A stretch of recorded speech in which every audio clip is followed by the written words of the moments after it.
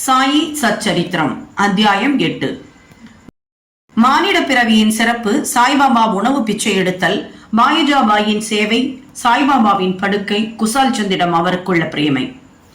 இப்பொழுது முந்தைய அத்தியாயத்தில் குறிப்பிட்டுள்ளபடியே மனித வாழ்க்கையின் முக்கியத்துவத்தை பற்றி ஹேமாத் பந்த் பலப்பட கூறிய பின்பு சாய்பாபா அவரது உணவை எங்கனம் இறந்தார், எவ்வாறு பாயிஜாபாயி அவருக்கு சேவை செய்தார், எவ்வாறு அவர் மசூதியில் தாத்தியா கோத்தே பாட்டிலுடனும் மகள்சாபதியுடனும் உறங்கினார், எவ்வாறு ராகதாவை சேர்ந்த குசால் சந்தை விரும்பினார் என்பவைகளை விளக்கி சொல்லுகிறார். மானிட பிறவியின் சிறப்பு. இவ்வியத்தகு பிரபஞ்சத்தில் கடவுள் பல கோடிக்கணக்கான, அதாவது இந்து சாஸ்திர கணக்குப்படி 84 லட்சம் ஜந்துக்கள், மோட்சம், நரகம், நிலம், கடல், வானம், இடைப்பகுதிகள் ஆகியவைகளை ஆக்கிரமித்துக் கொண்டிருக்கும் ஜந்துக்களை அல்லது ஜீவராசிகளை உற்பத்தி, அதாவது மனிதர்கள், மிருகங்கள், பூச்சிகள், தேவர்கள், உபதேவதைகள் உட்பட செய்திருக்கிறார். எவருடைய புண்ணியங்கள் மேம்படுத்தப்படுகிறதோ அவர்கள் தங்களின் செய்கைகளின் பலன்களை மகிழ்ந்து அனுபவிக்கும் தோறும் மோட்சத்திற்கு சென்று வாழ்கிறார்கள். அது முடிந்த பிறகு அவர்கள் கீழே இறங்கி வருகிறார்கள்.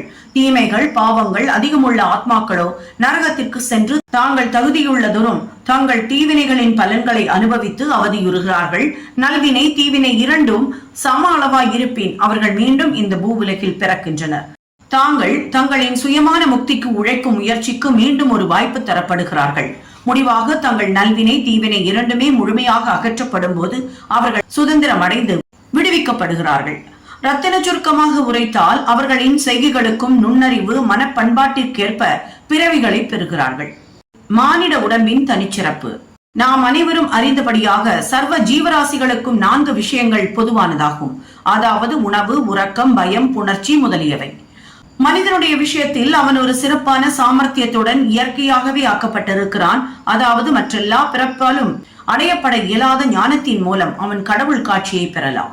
இக்காரணத்திற்காகவே தேவர்கள் மனிதனது உரிமையை, அதாவது நிலையை குறித்து பொறாமைப்படுகிறார்கள்.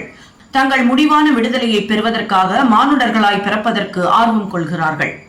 கேவலமான அழுக்கு, சளி, கோழை, அசுத்தம் இவைகளால் நிரம்பியதும் தேய்வு, நோய், மரணம் ஆகியவற்றிற்கு காரணமாய் உள்ளதுமான இம்மனித உடம்பை விட கேவலமானது எதுவும் இல்லை என்று சிலர் கூறுகின்றனர்.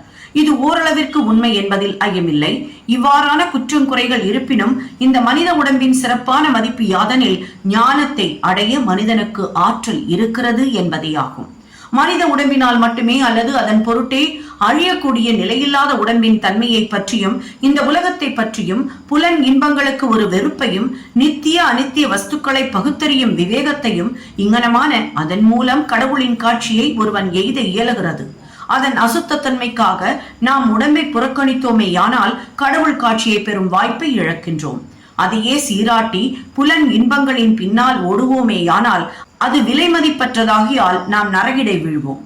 எனவே நாம் பின்பற்ற வேண்டிய ஒழுங்கான நெறிமுறையானது பின்வருமாறு. உடம்பை புறக்கணிக்கவோ விரும்பி செல்லமாக பராமரிக்கவோ கூடாது, ஆனால் முறையாக பராமரிக்க வேண்டும். குதிரையில் சவாரி செய்யும் ஒரு வழி பயணி தான் போகும் இடத்தை அடைந்து வீடு திரும்பும் வரைக்கும் தனது குதிரையை எவ்வாறு பராமரிக்கிறானோ அதை ஒப்ப இந்த உடம்பை பராமரிக்க வேண்டும். இந்த உடம்பு இவ்விதமாக எப்போதும் வாழ்க்கையின் உச்ச உயர் நோக்கமான கடவுள் காட்சி அல்லது ஆத்மானுபூதி அடையவே உபயோகப்படுத்தப்பட வேண்டும். பல்வேறு ஜீவராசிகளை கடவுள் படைத்தார். எனினும் அவைகளில் எதுவும் அவர்தம் வேலையை அறிந்து பாராட்ட இயலாததனால் அவர் திருப்தி அடையவில்லை. எனவே அவர் ஒரு சிறப்பான சாமர்த்தியம் உள்ள ஜந்துவாக மனிதனை படைக்க வேண்டியதாயிற்று. ஞானம் என்னும் சிறந்த வரத்தை அளித்தார். அவரின் லீலையையும் அற்புதமான வேலையையும் சாதுரியத்தையும் மனிதன் பாராட்ட இயன்ற போது அவர் பெரிதும் மகிழ்ந்து திருப்தி அடைந்தார். பாகவதம் 11:9-28 காண்க. இம்மானிட தேகம் எடுத்தது உண்மையிலேயே நல்ல அதிர்ஷ்டமாகும். அந்தனர் குலத்தில் உதிப்பது அதை காட்டிலும் நற்பேருடையது. அதை காட்டிலும் மிக சிறப்பான அதிர்ஷ்டமானது சாய்பாபாவின் பாதங்களில் தஞ்சம் அடைந்து சரணாகதி அடையும் வாய்ப்பை பெற்றதே ஆகும். மனிதனின் முயற்சி. மனித வாழ்க்கை எவ்வளவு அருமையானது என்று உணர்ந்து மரணம் உறுதி என்று அறிந்து அது எத்தருணத்திலும் நம்மை பற்றும் என்று அறிந்து நமது வாழ்க்கையின் குறிக்கோளை எய்த நாம் எப்பொழுதும் விழிப்பாய் இருக்க வேண்டும். சிறிதளவும் காலம் தாழ்த்தக்கூடாது. ஆகையால் நமது குறிக்கோளை அடையக்கூடியவரை விரைவாக செயல்பட வேண்டும். அதாவது மனைவியை இழந்தவன் மறுமணம் புரிந்து கொண்டுள்ள மிகுதியான அக்கறை போன்றும் காணாமற் போன தன் மகனை அரசன் சல்லடை போட்டு தேடுவதை போன்றும் இருக்க வேண்டும். எனவே நமது இலக்கை எய்த நம்மிடத்தில் உள்ள எல்லா ஊக்கத்துடனும் வேகத்துடனும் நாம் பாடுபட வேண்டும். அதாவது தன்னை உணர்தல். நமது சோம்பேறித்தனத்தை அகற்றிவிட்டு தூக்கத்தை களைந்து அல்லும் பகலும் நாம் ஆத்ம தியானம் செய்தல் வேண்டும். இதை செய்ய நாம் தவறுவோமேயானால் நம்மை நாமே மிருக நிலைக்கு தாழ்த்தி கொண்டவர்களாவோம். எவ்வாறு செல்வது? கடவுள் காட்சியை தாமே எய்திய தகைமையுள்ள ஞானி அல்லது முனிவர், சத்குரு ஆகிய இவர்களை அணுகுவதே நமது குறிக்கோளை அடைய மிக சிறந்த பலன் அளிக்கக்கூடியதும் துரிதமுமான வழியாகும். மத பிரசங்கங்களை கேட்டும் மத நூல்களை கற்றும் அடைய முடியாதவைகளை அம்மதிப்புமிக்க ஆத்மாக்களின் கூட்டுறவால் பெறலாம். சூரியன் மட்டுமே கொடுக்கும் ஒளியை மற்றெல்லா நட்சத்திரங்களும் சேர்ந்தாலும் கொடுக்க இயலாததை போன்றே மனித நூல்கள் அனைத்தும் மத பிரசங்கங்கள் அனைத்தும் சேர்ந்து கொடுக்க இயலாத ஆத்ம விவேகத்தை சத்குரு நமக்கு அளிக்கிறார். அவரின் அசைவுகளும் சாதாரண பேச்சும் நமக்கு மௌன உபதேசத்தை நல்குகின்றன. மன்னித்தல், அடக்கமுடைமை, அவாவின்மை, தர்மம், உதார குணம், மனம், மெய் இவற்றின் கட்டுப்பாடு, அகங்காரமற்ற தன்மை முதலிய நற்பண்புகள் எல்லாம் அத்தகைய தூய புனிதமான கூட்டுறவால் பயிற்சிக்கப்பட்டதால் அடியவர்களால் அவைகள் அனுசரிக்கப்படுகின்றன. இது அவர்களது மனதை ஒளிப்படுத்தி அவர்களை ஆத்மீக துறையில் உயர்த்துகிறது. சாய்பாபா அத்தகைய ஞானி அல்லது சத்குரு ஆவார். பக்ரியை போன்று அவர் நடித்தாலும் எப்போதும் ஆத்மாவிலேயே முற்றிலும் தன்வயப்பட்டிருந்தார். கடவுள் அல்லது தெய்வத்தன்மையை சர்வ ஜீவராசிகளுக்குள்ளும் கண்டு அவைகளை அவர் எப்போதும் அன்பு செய்தார். இன்பங்களால் அவர் உயர்ந்து போகவும் இல்லை, துரதிர்ஷ்டங்களால் தாழ்ச்சியுறவும் இல்லை. அரசனும் ஆண்டியும் அவருக்கு ஒன்றே. எவருடைய கடைக்கண் பார்வை பிச்சைக்காரனையும் அரசனாக்க வல்லதோ அவர் ஷிரடியில் வீட்டுக்கு வீடு சென்று உணவை யாசிப்பது வழக்கம். அதை அவர் எப்படி செய்தார் என்பதை தற்போது காண்போம். பாபா உணவை இரத்தல். பாபா எந்த ஷிரடி மக்களின் வீடுகள் முன்னர் ஒரு பிச்சைக்காரனை போல் நின்று ஓ லாசி, ஒரு ரொட்டி துண்டு கொடு என்று கூவி அப்பிச்சையை ஏற்க தம் திருக்கரங்களை நீட்டி அருளினாரோ அவர்கள் ஆசிர்வதிக்கப்பட்டவர்கள். ஒரு கையில் தகர குவளையும் ஜோலி என்ற சதுர துண்டும் அவர் வைத்திருந்தார். அவர் தினந்தோறும் சில குறிப்பிட்ட வீடுகளுக்கு சென்றார். ஒரு வீட்டிலிருந்து மற்றொரு வீட்டிற்கு சென்றார். குழம்பு பொருட்களான சூப், காய்கறிகள், பால், மோர் முதலியன தகர குவளையிலும், சோறு, ரொட்டி முதலிய திடப்பொருட்கள் துண்டிலும் வாங்கிக் கொண்டார். பாபாவுக்கு தம் நாவு மேல் கட்டுப்பாடு உண்டாதலால் அது சுவை அறிவதில்லை. எனவே பல்வேறு பொருட்களையும் ஒன்று கூட்டிய ருசியை எங்கனம் அவர் பொருட்படுத்த முடியும்? துண்டிலும் தகர குவளையிலும் கொண்டு வரப்பட்ட எல்லா உணவுப் பொருட்களும் ஒன்று கலக்கப்பட்டு பாபாவால் அவர் மனம் நிறைவேறும் வண்ணம் பகிர்ந்து உட்கொள்ளப்பட்டது. சில குறிப்பிட்ட பதார்த்தங்கள் சுவையானவையாகவோ மாறாகவோ இருப்பினும் பாபா தமது நாக்கு முழுவதும் சுவை உணர்வையே இழந்து விட்டதை போல கவனிப்பதே இல்லை. பாபா மதியம் வரை பிச்சை எடுத்தார். ஆனால் பிச்சை எடுப்பது மிகவும் நியதி இல்லாதிருந்தது. சில நாட்களில் சில சுற்றுக்களை சென்றார். சில நாட்களில் பகல் 12 மணி வரையும் எடுத்தார். இவ்வாறு சேர்க்கப்பட்ட உணவு ஒரு சட்டியில் கொட்டப்பட்டது. நாய்களும் காக்கைகளும் பூனைகளும் அதிலிருந்து தாராளமாக சாப்பிட்டன. பாபா அவைகளை விரட்டியதே இல்லை. மசூதியை பெருக்கிய பெண்மணி 10 அல்லது 12 ரொட்டி துண்டுகளை தன் வீட்டிற்கு எடுத்துச் சென்றாள். அவள் அங்கனம் செய்வதை யாரும் தடை செய்யவில்லை. கனவில் கூட பூனைகளையும் நாய்களையும் கடும் சொற்களாலோ ஜாடைகளாலோ விரட்டி எறியாத அவர் எங்கனம் ஏழ்மையான திக்கற்ற மக்களுக்கு உணவை மறுக்க இயலும்? அத்தகைய உயர் குணமுடையவரின் வாழ்க்கை உண்மையிலேயே ஆசிகள் நிரம்ப பெற்றதாகும். ஷிரடி மக்கள் அவரை ஆரம்ப காலத்தில் ஒரு கேன பக்ரியாகவே கருதினர். இப்பெயராலேயே அவர் அறியப்பட்டார். இறந்த பிச்சையான சில ரொட்டி துண்டுகளை உண்டு வாழ்ந்த அவர் எங்கனம் மதிக்கப்பட்டு மரியாதை செய்யப்பட முடியும்? ஆனால் இந்த பக்ரியோ உள்ளத்திலும் கையிலும் மிகவும் தாராளமானவராகவும் அவாவற்றவராகவும் தர்ம சிந்தனை உடையவராகவும் இருந்தார். ஸ்திரமில்லாதவராயும் இருப்பு கொள்ளாதவராயும் புறத்தில் தோன்றினாலும் அகத்தில் உறுதி உள்ளவராயும் நிதானம் உள்ளவராயும் இருந்தார். அவருடைய வழியோ அறிவு கெட்டாதது. எனினும் அச்சிறு கிராமத்தில் கூட அன்பும் ஆசிர்வாதமும் உள்ள சிலர் பாபாவை பரமாத்மா என்றே உணர்ந்து மதித்தனர். அப்படிப்பட்ட ஒரு நிகழ்ச்சி கீழே தரப்பட்டுள்ளது. பாயஜாபாயின் உன்னத சேவை. தாத்யா கோத்தே பாட்டீலின் தாயார் பாயஜாபாயி ஆவார். அவர் தினந்தோறும் மதியம் ரொட்டியும் காய்கறிகளும் அடங்கிய கூடையை தன் தலையில் வைத்துக் கொண்டு காடுகளுக்கு போவது வழக்கம். புதர் பூண்டுகளில் பல மைல் கணக்கில் அவ்வம்மையார் அலைந்து திரிந்து கேன பக்கிரியை கண்டுபிடித்து அவர் பாதத்தில் விழுந்து அடக்கமாகவும் அசைவில்லாமலும் தியானத்தில் அமர்ந்திருக்கும் அவர் முன்னர் இலையை விரித்து உண்ணக்கூடிய பொருட்களையும் காய்கறிகளையும் ரொட்டி துண்டுகளையும் அதன் மேல் வைத்து அவரை பலவந்தமாக உண்பித்தார். பாயஜாபாயின் நம்பிக்கையும் சேவையும் வியக்கத்தக்கதாகும். ஒவ்வொரு நாளும் அவர் காட்டில் மதிய வேளைகளில் அலைந்து திரிந்து உணவை உண்ணும்படி பாபாவை வற்புறுத்தினார். அவருடைய சேவை, உபாசனை, தவம் என்று எவ்வித பெயரிட்டு அதை நாம் அழைத்தாலும் இறுதி மூச்சு வரையிலும் பாபா அதனை மறக்கவில்லை. அவர் செய்த சேவையை முழுமையும் ஞாபகத்தில் கொண்ட பாபா அவரது மகனுக்கு அபாரமான அளவிற்கு உதவி செய்தார். தாய்க்கும் மகனுக்கும் அவர்களது கடவுளான பக்கிரியின் மீது பெருமளவிற்கு நம்பிக்கை இருந்தது. பாபா அவர்களிடத்தில் அடிக்கடி ஆண்டித்தனமே உண்மையான பிரபுத்தன்மையாகும், ஏனெனில் அது எப்போதும் நிலைத்திருக்கிறது. பிரபுத்தனமெல்லாம், அதாவது செல்வமெல்லாம் நிலையற்றவை என்று கூறுவார். சில ஆண்டுகளுக்கு பின்னர் பாபா காட்டுக்கு போவதை விட்டுவிட்டு கிராமத்தில் வசிக்க தொடங்கினார். தமது உணவை மசூதியிலேயே உட்கொள்ள தொடங்கினார். அதிலிருந்து பாய்ஜாபாயின் காடுகளில் சுற்றி அலையும் தொந்தரவுகள் முற்று பெற்றன. மூவரின் படுக்கையிடம். எவர்களின் உள்ளத்தில் வாசுதேவர் உரைகிறாரோ அந்த ஞானிகள் எப்போதும் ஆசிர்வதிக்கப்பட்டவர்கள். அத்தகைய ஞானிகளின் கூட்டுறவை பெறும் நன்மையுடைய பக்தர்கள் ஆசிர்வதிக்கப்பட்டவர்கள். தாத்தியா கோத்தே பாட்டில் பகத் மகல்சாவதி என்ற அத்தகையதான இரு அதிர்ஷ்டசாலிகள் சாய்பாபாவின் கூட்டுறவை சமமாக பங்கிட்டுக் கொண்டனர். பாபாவும் அவர்கள் இருவரையும் சமமாக நேசித்தார். இம்மூவரும் தங்கள் தலைகள் கிழக்கு மேற்கு வடக்கு நோக்கி இருக்கும்படியும் தங்களது கால்கள் எல்லாம் சந்திக்கும்படியும் மசூதியில் தூங்கினர். தங்களது படுக்கையை விரித்து அதன் மீது படுத்துக்கொண்டு பல விஷயங்களை பற்றி அரட்டை அடித்துக் கொண்டும் பேசிக்கொண்டும் நள்ளிரவு நெடுநேரம் வரை படுத்திருப்பர். அவர்களுள் யாருக்காவது தூக்க அடையாளம் தென்பட்டால் மற்றவர்கள் அவரை எழுப்பிவிட வேண்டும். உதாரணமாக தாத்தியா குரட்டை விட தொடங்கினால் பாபா உடனே எழுந்திருந்து பக்கவாட்டில் அவரை அசைத்து தலையை அழுத்தியும், மகள்சாபதி அவ்வாறு தூங்கினால் அவரை நெருங்கி கட்டி அணைத்தும் அவரது முதுகை பிடித்து விட்டும் கால்களை உதைத்தும் எழுப்பி விடுவார். இவ்விதமாக 14 முழு ஆண்டுகளும் பாபாவின் மீதுள்ள அன்பால் தனது வீட்டில் உள்ள பெற்றோரை விட்டுவிட்டு தாத்தியா மசூதியில் தூங்கினார். எத்துணை மகிழ்ச்சியும் மறக்க இயலாததுமான அத்தகைய நாட்கள். அந்த அன்பை எவ்வாறு அளப்பது? பாபாவின் ஆசியை எங்கனம் மதிப்பிடுவது? தனது தந்தை காலமானதும் தாத்தியா குடும்ப பொறுப்பை ஏற்றார். பின்பு தமது வீட்டில் தூங்க ஆரம்பித்தார். ராகதாவை சேர்ந்த குஷால் சந்த், ஷிரடியை சேர்ந்த கண்பத் கோதே பாட்டீலை பாபா விரும்பினார். அதற்கு சமமாக ராகதாவை சேர்ந்த சந்திரபன் சேட் மார்வாடியையும் விரும்பினார். இந்த சேட் காலமான பின்பு அவர் சகோதரர் புத்திரரான குஷால் சந்த் அதற்கு சமமாக அல்லது அதற்கு அதிகமாகவே கூட அன்பு செலுத்தி அல்லும் பகலும் அவர் நலத்தில் கண்ணாயிருந்தார். சில சமயங்களில் மாட்டு வண்டிகளிலும் டாங்காவிலும் நண்பர்களுடன் பாபா ராகதாவிற்கு செல்வார்.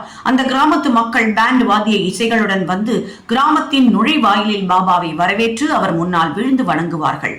பெரும் வியப்பொலிகளுடனும் விழா கோலத்துடனும் கிராமத்துக்குள் அழைத்துச் செல்லப்படுவார். குஷால் சந்த் அவரை தன் வீட்டிற்கு அழைத்துச் சென்று வசதியாக ஆசனத்தில் அமர்த்தி நல்ல உணவு அளிப்பார். பின்னர் அவர்கள் சரளமாகவும் மகிழ்ச்சியுடனும் சிறிது நேரம் உரையாடிய பின் அனைவருக்கும் மகிழ்ச்சியையும் ஆசியையும் நல்கிவிட்டு பாபா ஷிரடிக்கு திரும்புவார். தெற்கே ராகதாவிற்கும் வடக்கே நிம்காவுக்கும் இடையே சரியான மையப்பகுதியில் ஷிரடி அமைந்துள்ளது. இந்த இடங்களுக்கு அப்பால் பாபா தமது வாழ்நாளில் சென்றதில்லை. அவர் எவ்வித ரயில் வண்டியையும் பார்த்ததோ பிரயாணம் செய்ததோ கிடையாது. எனினும் எல்லா வண்டிகள் வரும் புறப்படும் நேரங்கள் எல்லாம் மிகச்சரியாகவே பாபாவுக்கு தெரியும். தாங்கள் பாபாவிடம் விடைபெற்றுக் கொண்ட போது அவரின் அறிவுரைகளின்படி நடந்தவர்கள் நன்மை அடைந்தனர். அதை மதிக்காதவர்கள் பலவித துர்சம்பவங்களுக்கும் விபத்துகளுக்கும் உள்ளானார்கள். இதை பற்றியும் இன்னும் பல நிகழ்ச்சிகள் குறித்தும் அடுத்த அத்தியாயத்தில் காண்போம். குறிப்பு: இந்த அத்தியாயத்தின் முடிவில் அடிக்குறிப்பில் கொடுக்கப்பட்டுள்ள நிகழ்ச்சி குஷால் சந்த் மீது பாபா செலுத்திய அன்பையும், அவர் எவ்வாறு ஒரு நாள் மாலை காகா சாஹிப் தீட்சித்தை ராகதாவிற்கு சென்று குஷால் சந்தை அழைத்து வரும்படி கூறியதும், அந்த தருணத்திலேயே குஷால் சந்தின் மதிய தூக்கத்தில் கனவில் தோன்றி ஷிரடிக்கு வரும்படி கூறியதும் இங்கு விவரிக்கப்படவில்லை. காரணம் பின்வரும் 30ஆம் அத்தியாயத்தில் அது விவரிக்கப்பட்டுள்ளது. ஸ்ரீ சாயியை பணிக. அனைவருக்கும் சாந்தி நிலவட்டும்.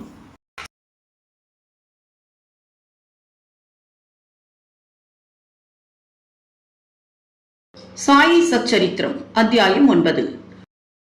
விடைபெறும் போது சாய்பாபாவின் ஆணைகளுக்கு கீழ்ப்படிதல், கீழ்ப்படியாதிருத்தலின் விளைவு, சில நிகழ்ச்சிகள், பிச்சை எடுப்பதும் அதன் அவசியமும், பக்தரின் அதாவது தர்கட் குடும்பத்தின் அனுபவம், பாபா எவ்வாறு திருப்தியுடன் உண்பிக்கப்பட்டார். முந்தைய அத்தியாயத்தின் முடிவில் விடைபெறும் போது பாபாவின் ஆணைகளுக்கு கீழ்ப்படிந்தவர்கள் நன்மை அடைந்தனர் என்றும், அவைகளுக்கு கீழ்ப்படியாதவர்கள் பல துர்சம்பவங்களுக்கு ஆளானார்கள் என்று மட்டுமே கூறப்பட்டது. சில குறிப்பிட்ட நிகழ்ச்சிகளாலும் மற்றும் சம்பவங்களாலும் இந்த கூற்று விவரமாக இந்த அத்தியாயத்தில் சித்தரிக்கப்பட்டுள்ளது. ஷிரடி புனித யாத்திரையின் குணாதிசயம். ஷிரடி புனித யாத்திரையின் ஒரு சிறப்பான வினோதம் என்னவென்றால், எவரும் ஷிரடியை விட்டு பாபாவின் அனுமதியின்றி அகன்று செல்ல முடியாது. அப்படி செல்வாரையானால் அவர் சொல்லக்கூடிய தொல்லைகளை வரவேற்கிறார். ஆனால் எவரேனும் ஷிரடியை விட்டு வெளியேறி செல்லும்படி பாபாவால் கேட்டுக்கொள்ளப்பட்டால் அவர் அங்கு அதற்கு மேல் தங்கியிருக்க முடியாது. பக்தர்கள் பாபாவிடம் சென்று வந்தனம் செய்து விடைபெற்று செல்ல போகும்போது அவர் சில யோசனைகள் அல்லது குறிப்புகள் வழங்குவார். இந்த யோசனைகள் பின்பற்றப்பட வேண்டும். இவைகள் பின்பற்றப்படாவிட்டாலும் அல்லது விலக்கப்பட்டிருந்தாலும் அங்கனம் பாபாவின் தூண்டுரைகளுக்கு மாறாக நடந்தவர்களுக்கு விபத்துகள் நேரிடுவது உறுதி. இதை பற்றி சில நிகழ்ச்சிகளை கீழே குறிப்பிடுகின்றோம். தாத்யா கோத்தே பாட்டீல். தாத்யா கோத்தே பாட்டீல் ஒரு முறை கோபர்காவ் கடை வீதிக்கு குதிரை வண்டியில் சென்று கொண்டிருந்தார். அவர் மசூதிக்கு அவசரமாக திரும்பி வந்து பாபாவை வணங்கி தான் கோபர்காவ் கடை வீதிக்கு செல்ல போவதாக கூறினார். பாபாவோ அவசரப்படாதே, சிறிது தாமதித்து கடை வீதிக்கு செல், கிராமத்தை விட்டு வெளியில் செல்லாதே என்றார். ஆனால் போவதற்கு அவருடைய வேகத்தை கண்ட பாபா ஷியாமாவையாவது, அதாவது மாதவராவ் தேஷ்பாண்டேயாவது உடன் அழைத்துச் செல்லுமாறு கூறினார். இவ்வுத்தரவை பொருட்படுத்தாது தாத்யா கோத்தே உடனே குதிரை வண்டியை ஓட்டிச் சென்றார். 2 குதிரைகளில் ரூபாய் 300 விலையுள்ள குதிரை மிகவும் சுறுசுறுப்பாகவும் இருப்பு கொள்ளாமலும் இருந்தது. சாவல்கேணியை தாண்டிய பிறகு அது தாறுமாறாக ஓட ஆரம்பித்தது. இடுப்பில் சுளுக்கு ஏற்பட்டு கீழே விழுந்து விட்டது. தாத்யா அதிகமாக காயப்படவில்லை. ஆனால் சாய்பாபாவின் உத்தரவை நினைவில் கொண்டார். மற்றொரு சந்தர்ப்பத்தில் கோல்ஹார் கிராமத்திற்கு செல்லும் போது பாபாவின் நெறிமுறையை மதிக்காமல் குதிரை வண்டியில் சென்றபோது அதுவும் இதே கதிக்கு இலக்காகியது. ஐரோப்பிய பெருந்தகை. ஷிரடிக்கு ஒருமுறை ஒரு ஐரோப்பிய பெருந்தகை ஏதோ ஒரு குறிக்கோளுடன் நானா சாஹிப்பின் அறிமுக குறிப்புடன் வந்தார். ஒரு கூடாரத்தில் சௌகரியமாக தங்க வைக்கப்பட்டார். அவர் பாபாவின் முன் மண்டியிட்டு பாபாவின் கையை முத்தமிட விரும்பினார். எனவே அவர் 3 முறை மசூதிக்குள் நுழைய முயன்றார். ஆனால் அவர் அப்படி செய்வதை பாபா தடுத்து விட்டார். கீழே உள்ள திறந்தவெளி முற்றத்தில் அமர்ந்து பாபாவின் தரிசனத்தை செய்யும்படி கேட்கப்பட்டார். தமக்கு அளிக்கப்பட்ட வரவேற்பை கண்டு மகிழாத ஐரோப்பியர் ஷிரடியை விட்டு உடனே புறப்பட விரும்பி விடைபெறுவதற்காக வந்தார். பாபா அவரை அடுத்த நாள் போகும்படியும் அவசரப்பட வேண்டாம் என்றும் கூறினார். மக்களும் அவரை பாபாவின் அறிவுரையின்படியே செய்ய வேண்டி கேட்டுக்கொண்டனர். இவற்றையெல்லாம் செவிமடுக்காது அவர் ஒரு குதிரை வண்டியில் ஷிரடியை விட்டு புறப்பட்டார். முதலில் குதிரைகள் ஒழுங்காக ஓடின. ஆனால் சாவுல் ஹிவேர் கிராமத்தை தாண்டியதும் எதிரில் ஒரு சைக்கிள் வந்தது. இதை கண்டு குதிரைகள் மிரண்டு வேகமாக ஓடின. குதிரை வண்டி தலைகீழாக கவிழ்ந்து அந்த பெருந்தகை கீழே விழுந்து சிறிது தூரம் வரை இழுத்துச் செல்லப்பட்டார். உடனேயே அவர் விடுவிக்கப்பட்டார். என்றாலும் தனக்கு ஏற்பட்ட காயங்களை குணப்படுத்துவதற்காக கோபர்காவ் மருத்துவமனைக்கு சென்று படுக்க வேண்டியதாயிற்று. இத்தகைய அனுபவங்கள் கணக்கில் அடங்கா. பாபாவின் ஆணைகளுக்கு கீழ்ப்படியாதவர்கள் ஏதோ ஒரு விதத்தில் விபத்துக்குள்ளானார்கள் என்றும் அவரின் ஆணைகளுக்கு கீழ்ப்படிந்தவர்களோ பத்திரமாகவும் மகிழ்ச்சியாகவும் இருந்தனர் என்றும் எல்லா மக்களும் பாடம் கற்றுக்கொண்டனர். பிச்சை எடுப்பதன் தேவை. பிச்சை எடுப்பதை பற்றிய கேள்விக்கு தற்போது திரும்புவோம். பாபா உண்மையிலேயே அத்தகைய பெரிய சிறப்புடையவராக கடவுளாக இருந்தால் தமது வாழ்நாள் முழுக்க பிச்சை எடுக்கும் வழக்கத்தை ஏன் மேற்கொண்டார்? இன்னும் கேள்வி சிலரது உள்ளத்தில் எழக்கூடும். இக்கேள்வி 2 நோக்கு நிலைகளில் கருதப்பட்டு விடையளிக்கப்படுகிறது. ஒன்று, பிச்சை எடுத்து வாழ்வதற்கு உரிமையுள்ள தகுதியான மக்கள் யார்? வம்சாவிருத்தி, செல்வம், புகழ் இந்த 3 முக்கிய ஆசைகளையும் துறந்து துறவை மேற்கொள்வோரே பிச்சை எடுத்து வாழ தகுதியுடையவர் என நமது சாஸ்திரங்கள் பகருகின்றன. இவர்கள் சமைப்பதற்கு ஏற்பாடுகளை செய்து வீட்டில் உண்ண முடியாது. அவைகளை உண்பிக்க வேண்டிய கடமை இல்லறத்தாரின் தோள்களில் விழுகிறது. சாய்பாபா இல்லறத்தாரும் அல்ல, வான பிரசஸ்தரும் அல்ல. அவர் பிரம்மச்சரியம் அனுஷ்டித்த ஒரு துறவி, அதாவது சிறு பருவம் முதற்கொண்டே துறவி ஆவார். இப்பிரபஞ்சமே தமது வீடு என்பதும் தாமே பிரபஞ்ச ஆதாரமும் அழிவற்ற பிரம்மமும் ஆகிய பகவான் வாசுதேவர் என்பதும் அவருடைய உறுதியான அபிப்பிராயமாகும். எனவே அவருக்கு இறந்து உண்ணும் வழக்கத்திற்கு முழு உரிமை இருக்கிறது. 2, மற்றவை கீழ்கண்ட நிலையின்படி பஞ்ச சூனா 5 பாவங்களும் அவைகளின் பிராயச்சித்தமும் உணவுப் பொருட்களும் சாப்பாடும் தயாரிப்பதற்காக இல்லறத்தார் 5 செயல்கள் அல்லது நடைமுறைகளை மேற்கொள்ள வேண்டியதாய் இருக்கிறது. அதாவது 1, கண்டனி பொடியாக்குதல், பேஷணி அரைத்தல், உதக்கும்பி யான் பானைகளை கழுவுதல், மார்ஜனி பெருக்கி சுத்தப்படுத்துதல், சுள்ளி அடுப்பு பற்ற வைத்தல். இச்செயல்முறைகள் எல்லாம் ஏராளமான சிறிய கிருமிகளையும் ஜந்துக்களையும் கொல்வதற்கு ஏதுவாகிறது. இவ்வாறாக இல்லறத்தார்கள் ஓரளவு பாவத்தை செய்தவர்களாகிறார்கள். இந்த பாவத்திற்கு பரிகாரமாக நமது சாஸ்திரங்கள் 5 வகையான தியாகங்களை செய்ய பகர்கின்றன. 1, பிரம்ம யஜ்ஞம் அல்லது பிரம்மத்திற்கு சமர்ப்பித்தல், அதாவது வேத அத்தியனம் அல்லது வேத பாராயணம். 2, பித்ரு யஜ்ஞம் மூதாதையர்களுக்கு சமர்ப்பணம். 3, தேவ யஜ்ஞம் தேவதைகளுக்கு சமர்ப்பித்தல். 4, பூத யஜ்ஞம் ஜந்துக்களுக்கு சமர்ப்பித்தல்.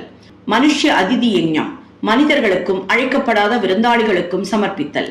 சாஸ்திரப்படி இந்த தியாகங்களை முறையாக அனுசரித்தால் மன தூய்மை பெற்று ஞானமும் தன்னை உணர்தலையும் பெற உதவும். பாபா வீட்டுக்கு வீடு சென்றதன் மூலம் இல்லறத்தார்க்கு அவர்களின் புனித கடமையை ஞாபகப்படுத்தினார். பாபாவால் தங்கள் வீட்டிலேயே இங்கனம் பாடம் கற்பிக்கப்பட்டவர்கள் பேறு பெற்ற மக்களாவார்கள். பக்தர்களின் அனுபவங்கள்.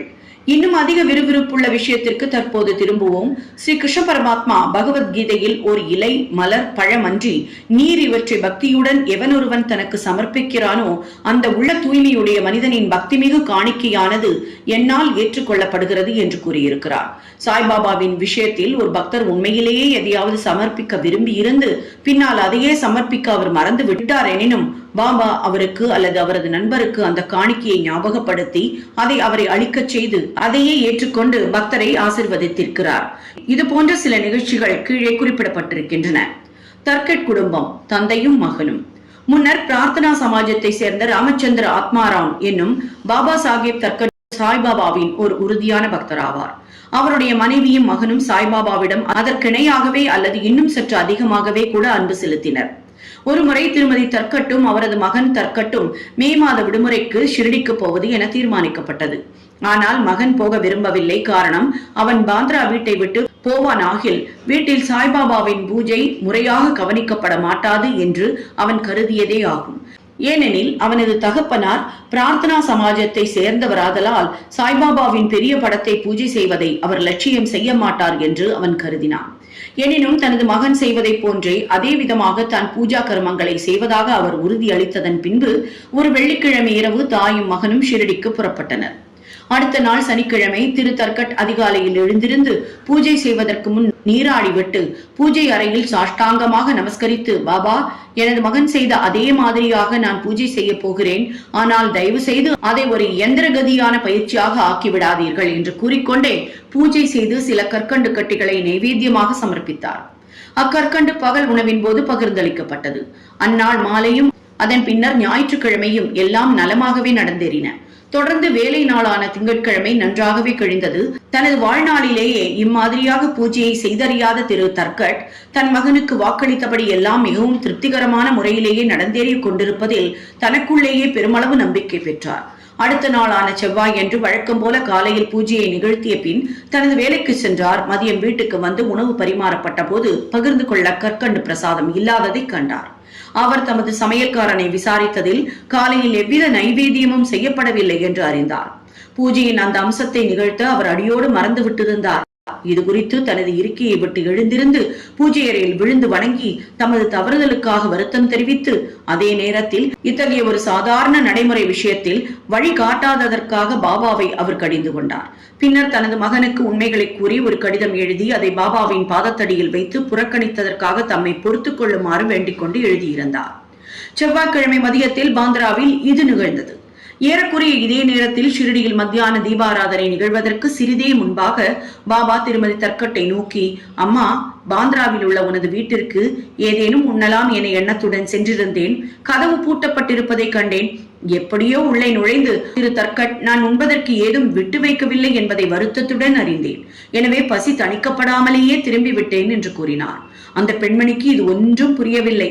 அருகில் இருந்த மகனோ, அதாவது பாந்திராவில் பூஜையில் ஏதோ தவறு நிகழ்ந்திருக்கிறது என்று அனைத்தையும் புரிந்து கொண்டு வீடு திரும்ப பாபாவின் அனுமதியை வேண்டினான். பாபா இதை மறுத்தார். எனினும் அங்கேயே அந்த பையனை பூஜை செய்ய அனுமதித்தார். அப்போது ஷிரடியில் நிகழ்ந்த விவரங்களை எல்லாம் பற்றி பையன் தகப்பனாருக்கு ஒரு கடிதம் எழுதி வீட்டில் பூஜையை அலட்சியம் செய்ய வேண்டாம் என்று மன்றாடி வேண்டியிருந்தான். 2 கடிதங்களும் ஒன்றையொன்று தாண்டி போய் இருவருக்குமே அடுத்த நாள் கிடைத்தது. இது ஓர் அற்புதம் அல்லவா? திருமதி தர்கட். தற்போது திருமதி தர்கட்டின் நிகழ்ச்சியை எடுத்துக்கொள்வோம். அவள் 3 பொருட்களை சமர்ப்பித்தாள். அதாவது 1 பரீத், தயிருடன் வாசனை பொருட்களுடனும் கலந்த கத்திரிக்காய், காச்சிரியா, நெய்யினால் வறுக்கப்பட்ட கத்திரிக்காயின் வட்டத்துண்டுகள், பேடா, இனிப்பு கோலா. இவற்றை பாபா எங்கனம் ஏற்றுக்கொண்டார் என்பதை இப்போது பார்ப்போம். ஒருமுறை பாபாவின் பெரும் பக்தரான பாந்திராவை சேர்ந்த திரு ரகுவீர் பாஸ்கர் புரந்தரே என்பவர் ஷிரடிக்கு தன் குடும்பத்துடன் புறப்பட்டார். பாந்திராவில் திருமதி புரந்தரேயிடம் திருமதி தர்கட் சென்று அவளுக்கு 2 கத்திரிக்காய்கள் அளித்து ஷிரடியில் ஒரு கத்திரிக்காயில் பறித்தும் மற்றதில் காச்சரியாவும் செய்து பாபாவுக்கு அவற்றை பரிமாறும்படியும் கூறியிருந்தாள். ஷிரடியை அடைந்த பின்னர் திருமதி புரந்தரே தனது பரீத் கத்திரிக்காயை பதார்த்தத்துடன் மசூதிக்கு சென்ற அதே தருணத்தில் பாபா தமது சாப்பாட்டிற்காக அமர்ந்து கொண்டிருந்தார். பாபா ஃபரீத் மிகவும் ருசியாக இருப்பதை கண்டார். எனவே அவர் அதை அனைவருக்கும் பகிர்ந்தளித்து தனக்கு இப்போது காச்சரியா வேண்டும் என கூறினார். ராதாகிருஷ்ணமாய்க்கு பாபா காச்சரியாக்கள் வேண்டுகிறார் என கூறி அனுப்பப்பட்டது. அது கத்தரிக்காய் சீசன் இல்லை, ஆதலால் அவள் குழப்பமடைந்தாள். கத்தரிக்காயை எப்படி பெறுவது என்பதே தற்போதைய பிரச்சனை. பரீத்தை யார் கொண்டு வந்தார் என்று விசாரிக்கப்பட்டதில் காச்சரியா பரிமாறும் பணியிலும் திருமதி புரந்தரே ஒப்புவிக்கப்பட்டிருந்தாள் என அறியப்பட்டது. காச்சரியாவை பற்றிய பாபாவின் வேண்டுதலின் உட்குறிப்பை அனைவரும் அறிய தலைப்பட்டனர். எங்கும் வியாபத்திருக்கும் அவர் தம் ஞானத்தை கண்ட அனைவரும் ஆச்சரியத்தில் செயல் இழந்தனர். 1915 வருடம் டிசம்பர் மாதத்தில் கோவிந்த் பாலாராம் மான்கர் என்பவன் தனது தந்தையின் திவசங்களை எல்லாம் செய்வதற்காக ஷிரடிக்கு செல்ல விரும்பினான். புறப்படுவதற்கு முன் திருமதி தர்கட்டை பார்க்க வந்தான். அப்போது பாபாவுக்கு ஏதேனும் கொடுத்தனுப்ப வேண்டும் என்று திருமதி தர்கட் நினைத்தாள். வீடு அனைத்திலும் தேடியும் முன்னமே நைவேத்தியமாக அளிக்கப்பட்டிருந்த பேடா ஒன்றை தவிர வேற எதையும் அவள் காணவில்லை. பையன் கோவிந்த் மிகவும் துயர் கொண்ட நிலையில் இருந்தான். எனினும் பாபாவிடம் கொண்டுள்ள பெரும் பக்தியின் காரணமாக அவனிடம் பேடாவை கொடுத்து அனுப்பினாள். பாபா அதனை ஏற்றுக்கொள்வார் என நம்பினாள். கோவிந்த் ஷிரடிக்கு சென்று பாபாவை கண்டான். ஆனால் பேடாவை தன்னுடன் எடுத்துச் செல்ல மறந்துவிட்டான். பாபா பொறுத்திருந்தார். மறுபடியும் மாலையில் சென்றபோது பேடாவை கொண்டு செல்லாமல் வெறுங்கையுடன் சென்றான். பாபா இதற்கு மேல் பொறுக்க இயலாதவராய், எனக்கு நீ என்ன கொண்டு வந்திருக்கிறாய் என்று வினவினார். ஒன்றுமில்லை என பதில் வந்தது. மீண்டும் பாபா அவனை கேட்டார். அதே பதில் தான் அளிக்கப்பட்டது. பின்னர் பாபா, நீ புறப்படும் போது அம்மா உன்னிடம் எனக்காக இனிப்பு பலகாரம் கொடுக்கவில்லையா என குறிப்பான வினா ஒன்றை கேட்டார். உடனே பையனுக்கு எல்லாம் நினைவு வந்தது. வெட்கமடைந்து பாபாவிடம் தன்னை மன்னிக்க வேண்டிக் கொண்டு தான் இருந்த இடத்திற்கு ஓடிப்போய் பேடாவை கொண்டு வந்து பாபாவிடம் கொடுத்தான். கையில் அதை பெற்ற உடனேயே பாபா வாயிலிட்டு பேராவலுடன் விழுங்கிவிட்டார். இவ்வாறாக திருமதி தர்கட்டின் பக்தி கண்டுணரப்பட்டு ஏற்றுக்கொள்ளப்பட்டது. மனிதர் எவ்விதம் என்னை நம்புகிறார்களோ அவ்விதமே நான் அவர்களை ஏற்றுக்கொள்கிறேன். கீதை 4:11 குறிப்பிட்டபடி நிகழ்ச்சியால் நிரூபிக்கப்பட்டது. பாபா எவ்வாறு திருப்தியுடன் முன்பிக்கப்பட்டார். ஒருமுறை திருமதி தர்கட் ஷிரடியில் ஒரு குறிப்பிட்ட வீட்டில் தங்கியிருந்தார். மதிய உணவு தயாராகி பதார்த்தங்கள் பரிமாறப்படும் போது பசியுள்ள ஒரு நாய் அங்கு வந்து குறைக்க தொடங்கியது. திருமதி தர்கட் உடனே எழுந்திருந்து ஒரு ரொட்டி துண்டை விட்டறியவும் அது மிகுந்த சுவை உணர்வோடு அதை கவ்வி அதனை விரைவாக விழுங்கிவிட்டது. பிற்பகல் அவள் மசூதிக்கு சென்று சிறிது தூரத்தில் அமர்ந்த போது சாய்பாபா அவளிடம், அம்மா, நான் பெருமளவு திருப்தியுறும் வகையில் எனது பிராணன்கள் யாவும் நிறைவு பெற்றன. இவ்விதமாக எப்போதுமே நடப்பாயாக. இது உன்னை நன்னிலையில் வைக்கும். இம்மசூதியில் அமர்ந்து கொண்டு போய் பேசவே மாட்டேன். என்னிடம் இவ்விதமாக இரக்கம் கொள்வாய். முதலில் பசியாய் இருப்போர்க்கு உணவு கொடுத்த பின் நீ உண்ணுவாயாக. இதை நன்றாக கவனித்துக் கொள் என்று கூறினார். முதலில் அவளால் இதன் பொருளை உணர முடியவில்லை. எனவே அவளை எங்கனும் நான் உங்களுக்கு உணவு அளித்திருக்க முடியும்? நானே உணவுக்கு மற்றவர்களை சார்ந்து பணம் கொடுத்து சாப்பிட்டுக் கொண்டிருக்கிறேன் என கூறினாள். இதற்கு பாபா, அந்த கவர்ச்சிமிகு ரொட்டியை உண்டு நான் மனப்பூர்வமாக திருப்தி அடைந்தேன். நான் இன்னும் ஏப்பம் விட்டுக் கொண்டிருக்கிறேன். உணவு வேளைக்கு முன்னர் நீ பார்த்து ரொட்டி அளித்த நாயானது என்னுடன் ஒன்றியதாகும். இவ்வாறாகவே மற்ற உயிரினங்களும், அதாவது பூனைகள், பன்றிகள், ஈக்கள், பசுக்கள் முதலியன என்னுடன் ஒன்றானவையாகும். நான் அவைகளின் உருவத்தில் உலாவிக் கொண்டிருக்கிறேன். என்னை இவ்வனைத்து படைப்பு உயிர்களிலும் பார்க்கிறவன் எனக்கு உகந்தவன். எனவே துவைதத்தையும் பேதத்தையும் ஒழித்து இன்று செய்ததைப் போல எனக்கு சேவை செய் என்று கூறினார். இவ்வமிர்தத்தினை நிகர் மொழிகளை கேட்டு அவள் உருகி அவளது கண்கள் பனித்து தொண்டை அடைத்து அவளது மகிழ்ச்சி எல்லையற்றதாக ஆகியது. நீதி. கடவுளை எல்லா படைப்புயிர்களிலும் காண்பாயாக என்பதே இந்த அத்தியாயத்தின் நீதியாகும். உபனிஷதங்கள், கீதை, பாகவதம் இவைகளெல்லாம் ஜீவராசிகள் அனைத்திலும் கடவுள் அல்லது தெய்வீகத்தை காணும்படியாகவே வற்புறுத்தி அறிவுறுத்துகின்றன. இந்த அத்தியாயத்தின் முடிவில் சொல்லப்பட்ட நிகழ்ச்சியாலும் இன்னும் பல சந்தர்ப்பங்களிலும் உபனிஷத்து போதனைகளை எவ்வாறு நடைமுறைக்கு கொண்டு வருவது என்று சாய்பாபா விளக்கி காட்டியிருக்கிறார். இவ்வாறாக சாய்பாபா உபனிஷத்தின் விரிவுரையாளராக அல்லது குருவாக இருந்தருளினார். ஸ்ரீ சாயியை பணிக. அனைவருக்கும் சாந்தி நிலவட்டும்.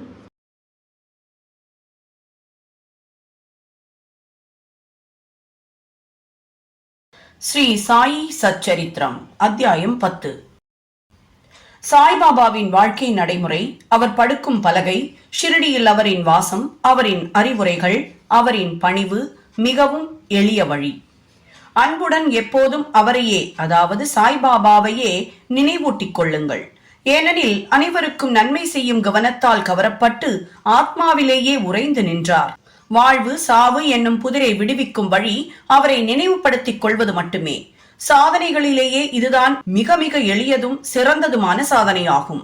ஏனெனில் அது எவ்வித செலவையும் உள்ளடக்காதது. இங்கு ஒரு சிறு முயற்சி பெரும் பரிசுகளை கொணர்கிறது. நமது புலன்கள் எல்லாம் நல்ல முறையில் இருக்கும் தோறும் நிமிடத்திற்கு நிமிடம் இந்த சாதனையை பழக வேண்டும். மற்ற எல்லா தேவதைகளும் வெற்று தோற்றமே. குருவே ஒரே கடவுள். சத்குருவின் புனித திருவடிகளை நினைவு கூறுவோமானால் அவர் மேலும் சிறப்பான நிலைக்கு நமது அதிர்ஷ்டத்தை மாற்றிவிட இயலும். அவருக்கு சிறப்பாக சேவை செய்வோமானால் நாம் நமது சம்சாரத்தினின்று விடுபடுகிறோம். நியாயம், மீமாம்சம் போன்ற தத்துவங்களை நாம் பயில தேவையில்லை. அவரை நமது வழிகாட்டியாக நாம் அமைத்துக் கொள்வோமானால் நமது அனைத்து துன்பங்கள், கவலைகள் என்னும் கடலை எளிதாக கடந்து செல்லலாம். ஆற்றையும் கடலையும் கடப்பதில் நாம் மாலுமியை நம்பி இருப்பதை போன்றே இந்த உலக வாழ்வெனும் கடலை கடப்பதில் நமது சத்குருவை நாம் நம்ப வேண்டும்.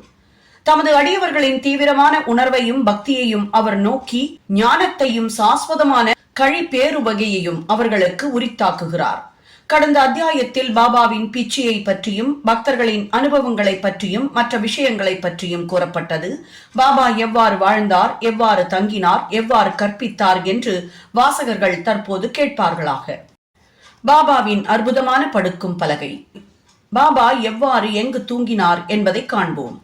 4 முழ நீளமும் 1 முழ அகலமும் உள்ள பலகையை பாபா படுத்துறங்குவதற்காக நானா சாஹிப் டெங்லே கொணர்ந்தார். அதனை தரையில் போட்டு அதன் மீது படுத்துறங்குவதற்கு பதிலாக மசூதியின் உத்தரங்களில் இற்றுப்போன கந்தல் துணிகளால் அதை ஒரு ஊஞ்சல் போல கட்டி அதன் மீது படுத்துறங்க ஆரம்பித்தார்.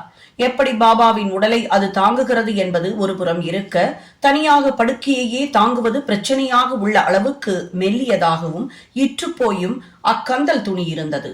ஆனால் எவ்விதமாகவோ பாபாவின் லீலையால் மட்டுமே அந்த கந்தல் துணி பாபாவின் கனத்துடன் பலகையையும் தாங்கவே செய்தது.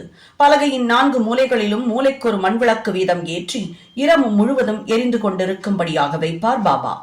இந்த பலகையின் மீது பாபா அமர்ந்து கொண்டிருப்பதையோ துயின்று கொண்டிருப்பதையோ கண்ணிரும் தரிசனமானது தேவர்களுக்கும் கிடைப்பதற்கு அரியதொன்றாகும். அதில் பாபா எங்கனம் ஏறி இறங்கினார் என்பது அனைவருக்கும் வியப்பை விளைவிப்பதாய் இருந்தது. இதனை அறியும் ஆர்வத்துடன் பாபா ஏறுவதையும் இறங்குவதையும் காண்பதற்காக பல கவனமுள்ள பார்வையாளர்கள் பார்த்து கொண்டிருந்த போதிலும் ஒருவரும் அதனை காண்பதில் வெற்றி பெறவில்லை. இந்த விசித்திரமான அருஞ்செயலை நுணுகி காண்பதற்காக கூட்டம் அதிகரிக்கவே ஒரு நாள் பாபா பலகையை துண்டு துண்டாக உடைத்து எறிந்து விட்டார். 8 விதமான மகா சித்திகளும், அதாவது அஷ்டமா சித்திகள் பாபாவின் ஆணையில் இருந்தன. அவர் அவைகளை ஒருபோதும் பயிற்சிக்கவோ அல்லது அவைகளுக்காக ஏங்கவோ இல்லை. அவைகள் பாபாவின் முழுமையினால் தாமாகவே அவரை வந்தெய்தின. பிரம்மத்தின் உருவ வழிபாடு. 5 அடி 3 அங்குல உயரமுள்ள மனிதனைப் போல பாபா தோற்றமளித்தாலும் அனைவரின் இதயத்திலும் அவர் வாழ்ந்தார். அந்தரங்கமாக அவர் பந்தமற்றவராகவும் அக்கறையற்றவராகவும் இருந்தாலும் பகிரங்கத்தில் பொதுமக்களின் நலத்தை விரும்பினார். அகத்திலேயே மிகவும் ஆர்வமற்றவராக இருப்பினும் புறத்தில் தமது பக்தர்களுக்காக ஆசைகள் நிரம்ப பெற்றவராக இருந்தார். உள்ளே சாந்தத்தின் இருப்பிடமாக அவர் இருப்பினும் வெளியில் இருப்பு கொள்ளாதவராய் இருந்தார். அந்தரங்கமாய் பிரம்மானந்த நிலையை அவர் எய்தியவராயிருந்தார். பகிரங்கமாய் பிசாசை போன்று நடந்து கொண்டார். அந்தரங்கமாய் அவர் அத்வைதத்தை விரும்பினார். பகிரங்கமாய் உலகோடு கட்டுப்பட்டவராய் இருந்தார். சில நேரங்களில் அனைவரையும் பாசம் ததும்ப நோக்கினார். சில சந்தர்ப்பங்களில் அவர்கள் மீது கற்களை விட்டெறிந்தார். சில சமயம் அவர்களை கடிந்து கொண்டார். சில சந்தர்ப்பங்களில் அவர்களை அன்புடன் அரவணைத்தார். அமைதியாகவும் பதற்றமற்றவராகவும் பொறுமையுள்ளவராகவும் நல்ல சமநிலையுள்ளவராகவும் இருந்தார். ஆத்மாவிலேயே உறைந்து அதனாலேயே கவரப்பட்டு அதன் பயமாக ஆனார். தமது பக்தர்களுக்காக செய்ய வேண்டியவற்றை நன்கு செய்து முடித்தார். எப்போதும் அவர் ஒரு ஆசனத்தில் அமர்ந்திருந்தார். ஒருபோதும் பிரயாணம் செய்யவில்லை. அவரது தண்டம் சிறு குச்சியேயாகும். அதை எப்போதும் தமது கையில் எடுத்துச் சென்றார். சாந்தமாகவும் எண்ணங்களிலிருந்து விடுபட்டவராகவும் இருந்தார். செல்வத்தையும் புகழையும் அவர் லட்சியம் செய்யாது பிச்சை எடுத்தே வாழ்ந்தார். இத்தகைய வாழ்க்கையையே அவர் நடத்தினார். அல்லா மாலிக், அதாவது இறைவனே எஜமானர் என்று அவர் எப்போதும் சொல்லிக் கொண்டிருந்தார். அடியவர்களிடம் அவர் கொண்டிருந்த அன்பு ஏராளமானதும் தடையற்றதுமாகவும் ஆத்ம ஞான சுரங்கமாகவும் பரமானந்தம் முழுமையும் நிரம்ப பெற்றவராகவும் இருந்தார். சாய்பாபாவின் தெய்வீக ரூபம் இத்தகையது. அத்தகைய எல்லையற்ற முடிவற்ற பாகுபாடற்ற புல் பூண்டிலிருந்து பிரம்மா வரையுள்ள பிரபஞ்சம் அனைத்தையும் அரவணைக்கும் ஏக தத்துவமே சாய்பாபாவாக அவதரித்தது. உண்மையில் தகைமையையும் நல்ல அதிர்ஷ்டமும் பெற்ற மக்கள் சாய்பாபா என்ற பொக்கிஷ புதையலை பெற்றனர். உண்மையான மதிப்பை அறியாதவர்கள் அவரை ஒரு மனிதனாக சாதாரண மானிட பிறவியாக கருதுகிறார்கள். அவர்கள் உண்மையிலேயே பரிதாபத்திற்கு உரியவர்களாகிறார்கள். பாபாவின் ஷிரடி வாசமும் பிறந்த ஆண்டு பற்றிய அனுமானமும். சாய்பாபாவின் சரியான பிறந்த நாளையும் அவரது பெற்றோரையும் ஒருவரும் அறியார்கள். அவரது ஷிரடி வாசத்திலிருந்து அதை ஏறக்குறைய தீர்மானிக்கலாம். அவர் 16 வயது பாலகனாக இருக்கும் போது முதலில் ஷிரடிக்கு வந்தார். 3 ஆண்டுகள் அங்கு தங்கியிருந்தார். பின்னர் திடீரென்று சில காலம் மறைந்து விட்டார். சிறிது காலத்திற்கு பின் நைஜாம் அவுரங்காபாத்திற்கு அருகில் 20 வயது நிரம்பி இருக்கும் போது தோன்றினார். மீண்டும் ஷிரடிக்கு சான் பாட்டீலின் கல்யாண கோஷ்டியுடன் திரும்பினார். பின்னர் தொடர்ந்து 60 ஆண்டுகள் அவர் ஷிரடியில் வாழ்ந்தார். அதற்கு பின்னர் 1918ஆம் ஆண்டில் மகா சமாதி அடைந்தார். இதிலிருந்து பாபாவின் பிறந்த வருடம் ஏறக்குறைய 1838 இருக்கலாம் என்று கூற இயலும். பாபா மேற்கொண்ட பணியும் உபதேசமும்.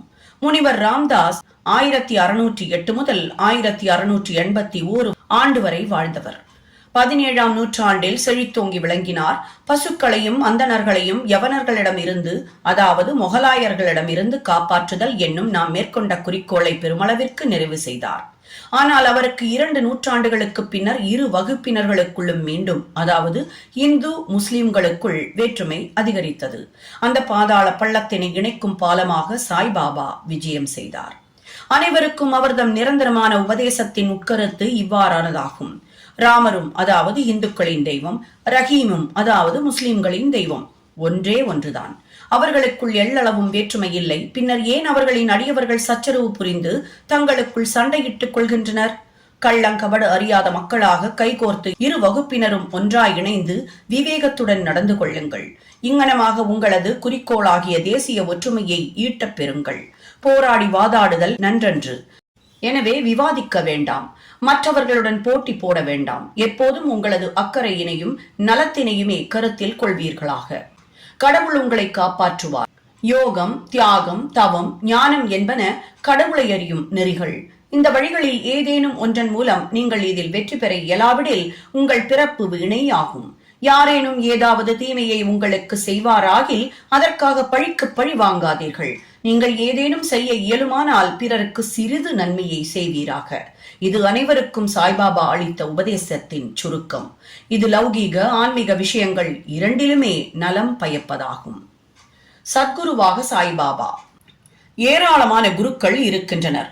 தங்கள் கரங்களில் ஜால்ரா, தாளக்கருவி, வீணை சகிதம் வீடுதோறும் சென்று தமது ஆத்மீகத்தை படோடோபம் செய்து கொள்ளும் குருக்கள் உண்டு. அவர்கள் மந்திரங்களை தமது சீடர்களின் காதில் ஓதி அவர்களிடமிருந்து பணத்தை கறப்பர். தமது சீடர்களுக்கு கடவுள் பற்றையும் கடவுள் நம்பிக்கையையும் உபதேசிப்பதாக உணர்ச்சி வகையில் வெளிப்படையாக காட்டிக்கொள்வர். ஆனால் அவர்களே இறை அனுபவம் அற்றவராக இருப்பர்.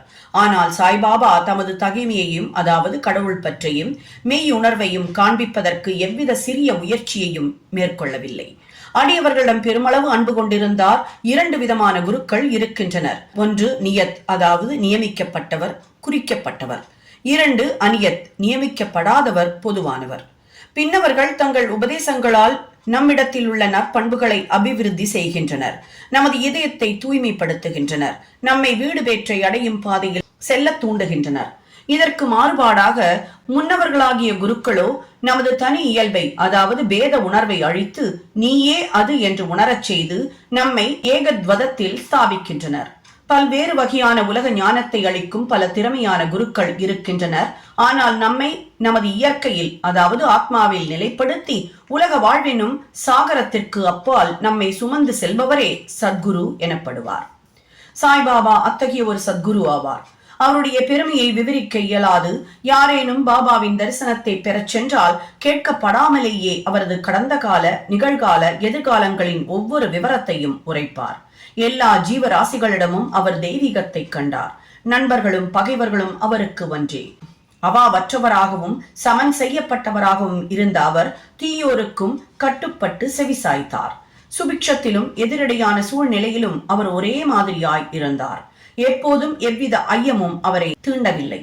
இந்த உடம்பில் அவர் இயங்கினாராயினும் எள்ளளவும் தமது உடம்பிலேயோ வீட்டிலேயோ பற்றற்றவராகவே இருந்தார். உடலுருக்கொண்டு அவர் தோற்றமளித்தாலும் உண்மையில் அருவமானவர், அதாவது இந்த வாழ்க்கையிலிருந்தே விடுதலையானவர். அத்தகைய சாயியை தங்கள் கடவுளாக வழிபட்ட ஷிரடி மக்கள் ஆசீர்வதிக்கப்பட்டவர்கள்.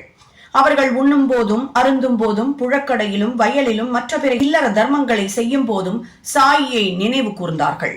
அவர் தம் புகழை பாடினார்கள். சாயியை தவிர பிறிதொரு கடவுளை அவர்களுக்கு தெரியாது. ஷிரடியில் வசித்த பெண்களின் அன்பின் இனிமையை எங்கனம் விவரிக்க முடியும்? அறியாதவர்களாக இருப்பினும் அவர்களின் தூய அன்பு எளிய கிராமிய மொழியில் பாபாவின் புகழை கவிதையாகவும் தெம்மாங்கு பாடலாகவும் பாட உணர்வூட்டியது. எழுத்தறிவு அவர்களிடம் இல்லையாயினும் உண்மை கவித்துவத்தை அவர்களின் எளிமையான பாடல்களில் தெளிவாக உணர முடியும். படிப்பறிவு அன்று, ஆழ்ந்த அன்பே அத்தகைய பொருள் செறிந்த பாடல்களை வெளிக்கொணர்ந்தது. அந்த பாடல்கள் ஆழ்ந்த அன்பின் வெளிப்பாடே. சற்றே அறிவு கூர்மையுள்ள ஆர்வலரால் அவற்றை உணர்ந்து இன்புற முடியும்.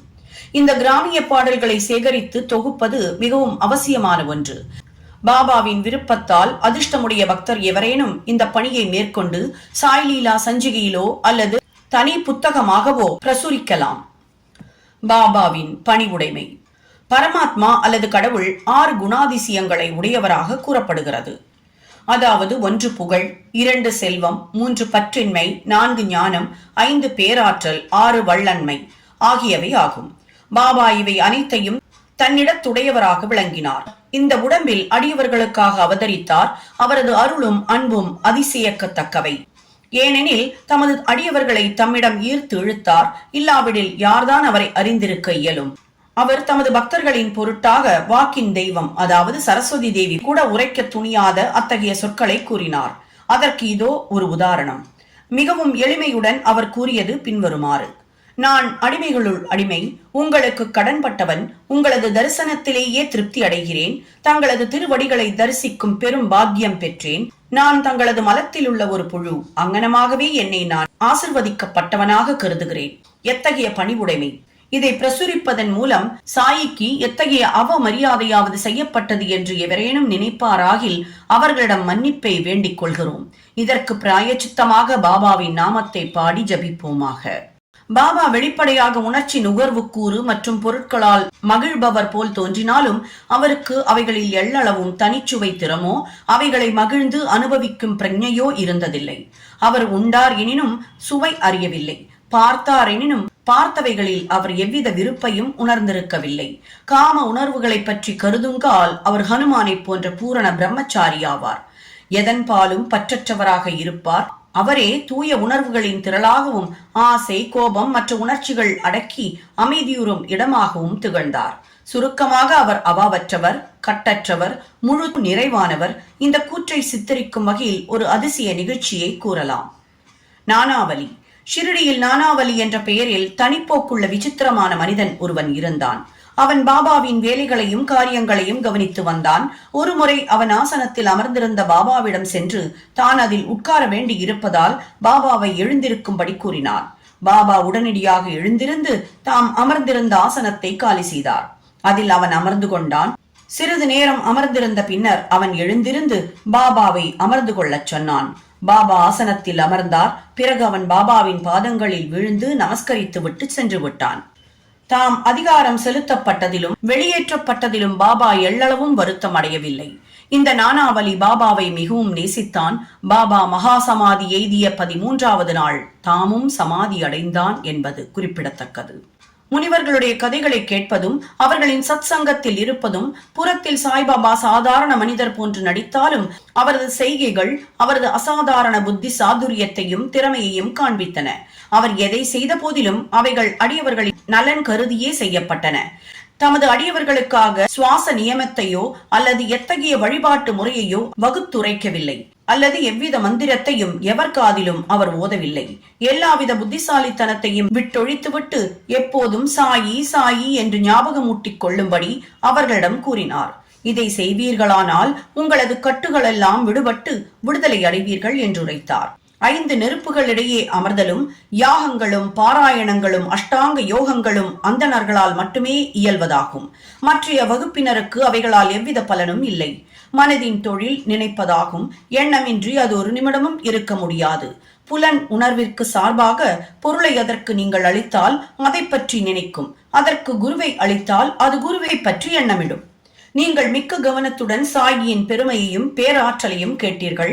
இதுவே சாயியை இயற்கையாக நினைவூட்டிக் கொள்ளுதலும் வழிபடுவதும் கீர்த்தனை செய்வதும் ஆகும். மேலே கூறப்பட்ட மற்ற சாதனைகளைப் போன்று இந்த கதைகளை கேட்பது என்பது அவ்வளவு கடினமானது அல்ல. இந்த கதைகள் சம்சாரம் என்னும் அதாவது உலக வாழ்க்கை பயத்தை அழித்து உங்களை ஆத்மீக பாதையில் அழைத்துச் செல்கின்றன. எனவே இந்த கதைகளை கவனத்துடன் கேளுங்கள், அவைகளை தியானியுங்கள், அவைகளை ஜீரணித்துக் கொள்ளுங்கள். இந்த முறை பின்பற்றப்பட்டால் அந்தணர்கள் மட்டுமன்று பெண்ணினமும் கீழ்குலத்தோரும் தூய்மை அடைந்து புனிதமடைவர். நீங்கள் உங்களது உலக கடமைகளை செய்து கொண்டோ கவனித்துக் கொண்டோ இருக்கலாம். ஆனால் உங்களது மனதை சாய்க்கும் அவரின் கதைகளுக்கும் அளித்து விடுங்கள். பின்னர் அவர் உங்களை ஆசிர்வதிப்பது நிச்சயமாகும். இதுவே மிகவும் எளிமையான வழியாகும். எனினும் அனைவரும் ஏன் அதை பின்பற்றவில்லை?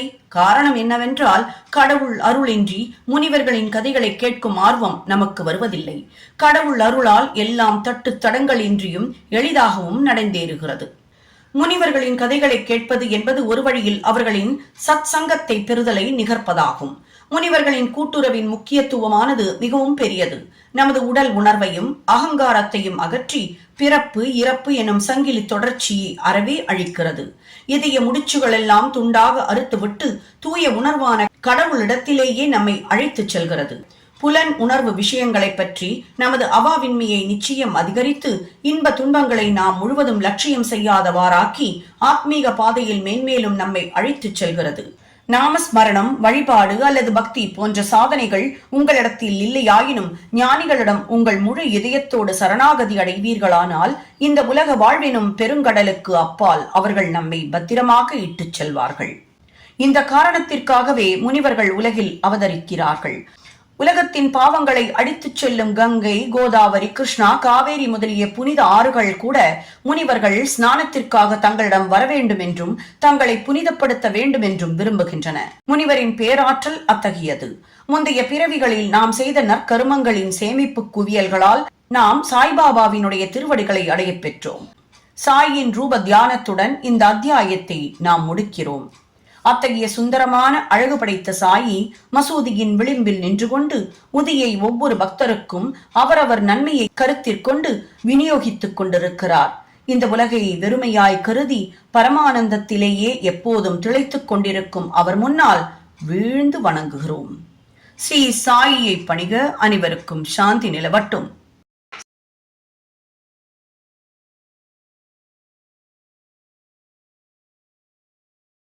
ஸ்ரீ சாயி சச்சரித்திரம் அத்தியாயம் 11. சகுன பிரம்மமாக சாயி, டாக்டர் பண்டிட்டின் வழிபாடு, ஹாஜி சிதிக் ஃபால்கே, பஞ்சபூதங்களின் மேல் பாபாவின் கட்டுப்பாடு. இந்த அத்தியாயத்தில் பிரம்மத்தின் அவதாரமான சகுன பிரம்மமான சாயியை விளக்குவோம். அவர் எங்கனம் வழிபடப்பட்டார், எங்கனம் அவர் பஞ்சபூதங்களை அதாவது இயற்கை சக்திகளை கட்டுப்படுத்தினார் என்பதை காண்போம். சகுன பிரம்மமாக சாயி.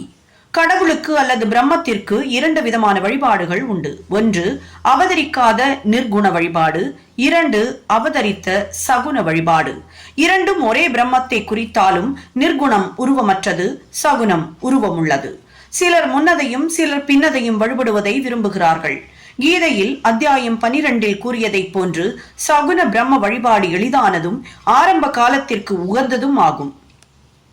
மனிதனுக்கு உருவம் இருப்பதை போன்று, அதாவது உடம்பு, உணர்வுகள் முதலியன இருப்பது போன்று உருவத்துடன் கூடிய கடவுளை வழிபடுவது அவனுக்கு இயற்கையானதும் எளிதும் ஆகும். சகுன பிரம்மத்தை சில குறிப்பிட்ட காலக்கூறு வரை வணங்கினால் ஒழிய நமது அன்பும் பக்தியும் அபிவிருத்தியுறாது. நாம் முன்னேறும் போது அது நம்மை நிர்குண பிரம்மத்தை வழிபட அதாவது தியானிக்க இட்டு செல்கிறது. எனவே நாம் சகுன வழிபாட்டுடன் ஆரம்பிப்போமாக. உருவம், யாக குண்டம், தீ, ஒளி, சூரியன், நீர், பிரம்மம் ஆகிய 7ம் வழிபாட்டுக்குரியவை. எனினும் சத்குருவே இவை எல்லாவற்றை காட்டிலும் உயர்ந்தவர். பற்றின்மையின் அவதாரமும் முழு மனமார்ந்த தமது அடியவர்களின் உறைவிடமுமான சாயியை இந்த தருணத்தில் நினைவு கூறுவோமாக. அவர் மொழிகளில் நமக்குள்ள நம்பிக்கையே ஆசனமாகும். நமது சங்கல்பமாவது பூஜையை ஆரம்பிக்கும் போது சொல்லும் தெளிந்த தீர்மானம், நமது ஆசைகள் அனைத்தையும் உதறி தள்ளுதலாகும். சிலர் சாயி ஒரு பாகவத பக்தர், அதாவது கடவுளின் அடியவர் என்று கூறுகின்றனர். மற்றும் சிலர் மகாபாகவத், அதாவது பெரும் அடியவர் என்றும் பகர்கின்றனர். ஆனால் நமக்கு அவர் கடவுளின் அவதாரம் ஆவார். அவர் எல்லையற்ற அளவு மன்னிப்பவராகவும் கோபமற்றவராகவும் நேர்மையாளராகவும் மென்மையாளராகவும் சகிப்புத்தன்மை உடையவராகவும் உவமை கூற முடியாத அளவு திருப்தி உடையவராகவும் இருந்தார். அவர் உருவம் உள்ளவராக தோன்றினாலும் உண்மையில் உருவம் அற்றவராகவும் உணர்ச்சி வேகமற்றவராகவும் பற்றற்றவராகவும் அந்தரங்கமாய் சுதந்திரமாகவும் இருந்தார். கங்கை நதி தான் கடலுக்கு செல்லும் வழியில் உஷ்ணத்தால் பாதிக்கப்பட்ட ஜீவராசிகளுக்கு குளிர்ச்சி அளித்து புது கிளர்ச்சி ஓட்டி பயிர்களுக்கும் மரங்களுக்கும் உயிரை அளித்து பலரின் தாகத்தையும் தணிக்கிறது. இதே போன்றே சாயி போன்ற புண்ணிய புருஷர்கள், அதாவது ஆத்மாக்கள், வாழ்ந்து கொண்டிருக்கும் போதே அனைவருக்கும் துயராற்றி ஆறுதல் நல்குகிறார்கள். கிருஷ்ண பரமாத்மாவும் ஞானி எனது ஆத்மா, எனது வாழும் உருவம், நான் அவரே எனது தூய வடிவம் என்று கூறியிருக்கிறார். சத்து, சித்து, ஆனந்தம் என அறியப்படும் இந்த விவரிக்க இயலாத ஆற்றல் அல்லது கடவுளின் சக்தியே ஷிரடியில் சாயி என்னும் ரூபத்தில் அவதரித்தது. ஸ்ருதி, அதாவது தைத்திரிய உபனிஷதம், பிரம்மத்தை ஆனந்தம் என விவரித்திருக்கிறது. இதை நாம் தினந்தோறும் நூல்களில் படிக்கிறோம் அல்லது கேட்கிறோம். ஆனால் இந்த பிரம்மத்தை அல்லது பேரானந்தத்தை ஷிரடியில் பக்த மகாஜனங்கள் அனுபவித்தார்கள். அனைவருக்கும் ஆதாரமான அவருக்கு எவரிடமிருந்தும் எந்த ஆதாரமும் தேவை இருக்கவில்லை. ஒரு சாக்கு துண்டையே எப்போதும் தமக்கு ஆசனமாக கொண்டிருந்தார். பக்தர்களால் அது ஒரு மெல்லிய மெத்தை கொண்டு மூடப்பட்டிருந்தது. அவர் சாய்ந்து கொள்ள முதுகிற்கு ஒரு திண்டும் அவர்களாலேயே வைக்கப்பட்டது. பாபா தமது அடியவர்களின் எண்ணங்களை மதித்தார். அவர்கள் விருப்பப்படியே தம்மை வழிபட அவர்களை அனுமதித்தார். அவர் முன்னிலையில் சிலர் சாமரம் அல்லது விசிறி வீசினர், சிலர் இசை கருவிகள் வாசித்தனர், சிலர் அவரின் கைகளையும் கால்களையும் கழுவினர், இன்னும் சிலர் வெற்றிலை பாக்கு மற்றும் பல பொருட்களையும் நைவேத்தியமாக சமர்ப்பித்தனர். ஷிரடியில் அவர் வாழ்ந்தது போல தோன்றினாலும் அவர் எங்கும் வியாபித்திருந்தார். அவரின் எங்கும் நிறைத்தன்மையை அவருடைய பக்தர்கள் தினந்தோறும் உணர்ந்தார்கள். இவ்வாறாக எங்கனும் வியாபித்திருக்கிற, அதாவது சர்வாந்தர் யாமியாக இருக்கின்ற சத்குருவிற்கு நமது பணிவான சாஷ்டாங்க நமஸ்காரங்கள். டாக்டர் பண்டிட்டின் வழிபாடு. ஒருமுறை தாத்யா சாஹிப் நூல்கரின் நண்பரான டாக்டர் பண்டிட் என்பவர் ஷிரடிக்கு பாபாவின் தரிசனத்திற்காக வந்தார். பாபாவை வணங்கிய பின் மசூதியில் அவர் சிறிது நேரம் அமர்ந்திருந்தார். பாபா அவரை தாதா பட்கேல்கரிடம் செல்லுமாறு பணித்தார். தாதா பட்டிடம் அவர் சென்றார். தாதா பட் அவரை நன்கு வரவேற்றார். தாதா பட் பூஜைக்காக தமது வீட்டை விட்டு புறப்பட்டார். அவருடன் டாக்டர் பண்டிட்டும் சென்றார். தாதா பட் பாபாவை வழிபாடு செய்தார். இதுகாரும் எவரும் பாபாவின் நெற்றிக்கு சந்தனம் பூச துணிந்ததில்லை. மகள் சாபதி மட்டுமே பாபாவின் கழுத்தில் சந்தனம் பூசுவது வழக்கம். ஆனால் எளிய மனதுடைய இந்த அடியவரான டாக்டர் பண்டிட் பூஜை பொருட்கள் வைத்திருந்த தாதா பட்டின் பாத்திரத்தை எடுத்து போய் அதிலிருந்து பிசையப்பட்ட சந்தனத்தை எடுத்து திரிபுந்திரா எனப்படும் திருநீற்று பட்டையை பாபாவின் நெற்றியில் இட்டார். பாபா எல்லோருக்கும் வியப்பை அளிக்கும் வகையில் ஒரு வார்த்தை கூட கூறாமல் அமைதியாயிருந்தார்.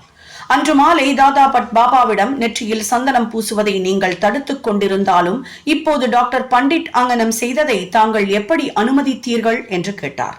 இதற்கு பாபா, டாக்டர் பண்டிட் என்னை, அதாவது தம்மை, அவரது குருவான காகா புராணிக் என்று அழைக்கப்பட்ட தோபேஸ்வரை சேர்ந்த ரகுநாத் மகராஜ் என்று நம்பி இருந்ததாகவும் அவர் குருவுக்கு செய்து கொண்டிருந்ததை போன்றே தமது நெற்றியிலும் சந்தனம் பூசியதாகவும் தெரிவித்தார். எனவே தன்னால் தடுக்க இயலவில்லை என்று கூறினார் பாபா. டாக்டர் பண்டிட்டிடம் விசாரித்ததில் பாபாவை தனது குரு காகா புராணிக் என்று கருதியதாகவும் அதே மாதிரியாகவே அவரை உணர்ந்ததாகவும் கூறினார். எனவே அவர் தனது குருவுக்கு செய்வதைப் போன்றே திரிபுந்திரத்தை பாபாவின் நெற்றியிலும் இட்டுள்ளார். பக்தர்கள் விரும்பியவாறே தம்மை வழிபட பாபா அவர்களை அனுமதித்தார். எனினும் சில சமயங்களில் அவர் வினோதமான முறையில் நடந்து கொண்டார். சில சமயங்களில் பூஜை தட்டை தூக்கி எறிந்து சீற்றமை அவதரித்தது போல நின்றிருந்தார். அப்போது அவரை எவரே அணுக முடியும்? சில சமயங்களில் அவர் பக்தர்களை கடிந்தார். சில சமயங்களில் மெழுகை காட்டிலும் மென்மையாயிருந்தார். சாந்தத்திற்கும் மன்னிப்புக்குமான ஒரு உருவமாயிருந்தார். கோபத்தால் அவர் குலுங்குவது போல தோன்றினாலும், அவரது சிவந்த கண்கள் சுற்றி சுற்றி உருண்டாலும், அவர் அந்தரங்கமாக பாசத்தின் தாரையாக தாயன்பு உடையவராக இருந்தார். உடனே தமது அடியவர்களை கூப்பிட்டு அவர்களிடம் தாம் ஒருபோதும் கோபமாக இருந்ததே இல்லை என கூறி, தாயார் தங்களது குழந்தைகளை உதைத்தார்களானால், கடலானது ஆறுகளை புறக்கணித்ததென்றால் தாமும் அடியவர்களின் நலன்களை அலட்சியம் செய்வேன் எனவும் பகிர்ந்தார். தமது பக்தர்களின் அடிமையான அவர் எப்போதும் அவர்களுக்கு ஆதரவாய் இருப்பதையும், அவர்கள் தம்மை அழைக்கும் போதெல்லாம் மறுமொழி கூறி அவர்களின் அன்பை பெறுவதற்குமே எப்போதும் அவர் பெரிதும் விரும்பினார். ஹாஜி சிதிக் பால்கே. பாபா எப்போது ஒரு அடியவரை ஏற்றுக்கொள்வார் என்பதை அறியவே முடியாது. அது அவரது இனிய சங்கல்பத்தையே பொறுத்தது. இந்த கூற்றிற்கு சிதிக் ஃபால்கேயின் நிகழ்ச்சி ஒரு எடுத்துக்காட்டு. கல்யாணை சேர்ந்த சிதிக் ஃபால்கே என்ற ஒரு முகமதிய பெருந்தகை மெக்கா மெதினாவிற்கு புனித யாத்திரை செய்துவிட்டு ஷிரடிக்கு வந்தார். வடக்கு நோக்கிய சாவடியில் அவர் வாழ்ந்தார். மசூதியின் திறந்த வெளியில் அவர் அமர்ந்தார். 9 மாதங்கள் பாபா அவரை பொருட்படுத்தவே இல்லை. அவரை மசூதிக்குள் நுழைவும் அனுமதிக்கவில்லை. ஃபால்கே மிகவும் தேற்றவியலாத நிலையை எய்தி என்ன செய்வதென்று புரியாமல் இருந்தார். யாரோ ஒருவர் அவரை ஏமாற்றமடைய வேண்டாம் என்றும் பாபாவின் மிக நெருங்கிய அருகில் உள்ள அடியவரான ஷாமா, அதாவது மாதவ்ராவ் தேஷ்பாண்டேவின் மூலம் பாபாவை அணுக முயற்சிக்கும்படியும் ஆலோசனை கூறினார். சிவபெருமான் அவரது சேவகரும் பக்தருமான நந்தியின் மூலம் அணுகப்படுவதைப் போல ஷாமாவின் மூலம் பாபா அணுகப்படுதல் வேண்டும் என்றும் கூறினார். ஃபால்கே இந்த யோசனையை விரும்பி ஷாமாவை தனக்காக மன்றாடி கெஞ்சி கேட்குமாறு வேண்டினார். ஷாமாவும் சம்மதித்து பொருத்தமான ஒரு சந்தர்ப்பத்தில் பாபாவிடம், பாபா, பலர் இந்த மசூதிக்குள் தாராளமாய் வந்து தங்கள் தரிசனத்தை பெறும்போது தாங்கள் ஏன் அந்த முதிர்ந்த ஹாஜியை மசூதிக்குள் நுழைய அனுமதிக்க கூடாது? அவரை ஒருமுறை ஆசிர்வதித்தருளலாகாதா என்று அவரை பற்றி பேசினார். அதற்கு பாபா, ஷாமா, நீ விஷயங்கள் எல்லாம் புரிந்து கொள்ள இயலாத அளவு முதிர்ச்சியற்றவனாய் இருக்கிறாய். ஃபக்கீர், அதாவது அல்லாஹ் அனுமதிக்கவில்லை என்றால் நான் என்ன செய்ய முடியும்? அவரது அருளின்றி யாரே மசூதியில் ஏறவல்லார்?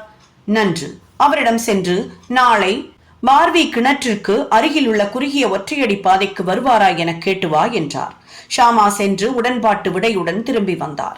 மீண்டும் அவரிடம் பாபா, எனக்கு 40,000 ரூபாய்களை 4 தவணைகளில் கொடுக்க சம்மதிப்பாராய் என கேள் என்றார். ஷாமா சென்று 40 லட்சம் ரூபாய்கள் கூட தர அவர் சம்மதிப்பதான பதிலுடன் திரும்பி வந்தார். மீண்டும் பாபா, நாங்கள் ஒரு ஆட்டை மசூதியில் வெட்டப் போகிறோம். அவரை அதன் மாமிசம், தொடை, கொட்டை இவைகளில் எது வேண்டும் என கேள் என கூறினார்.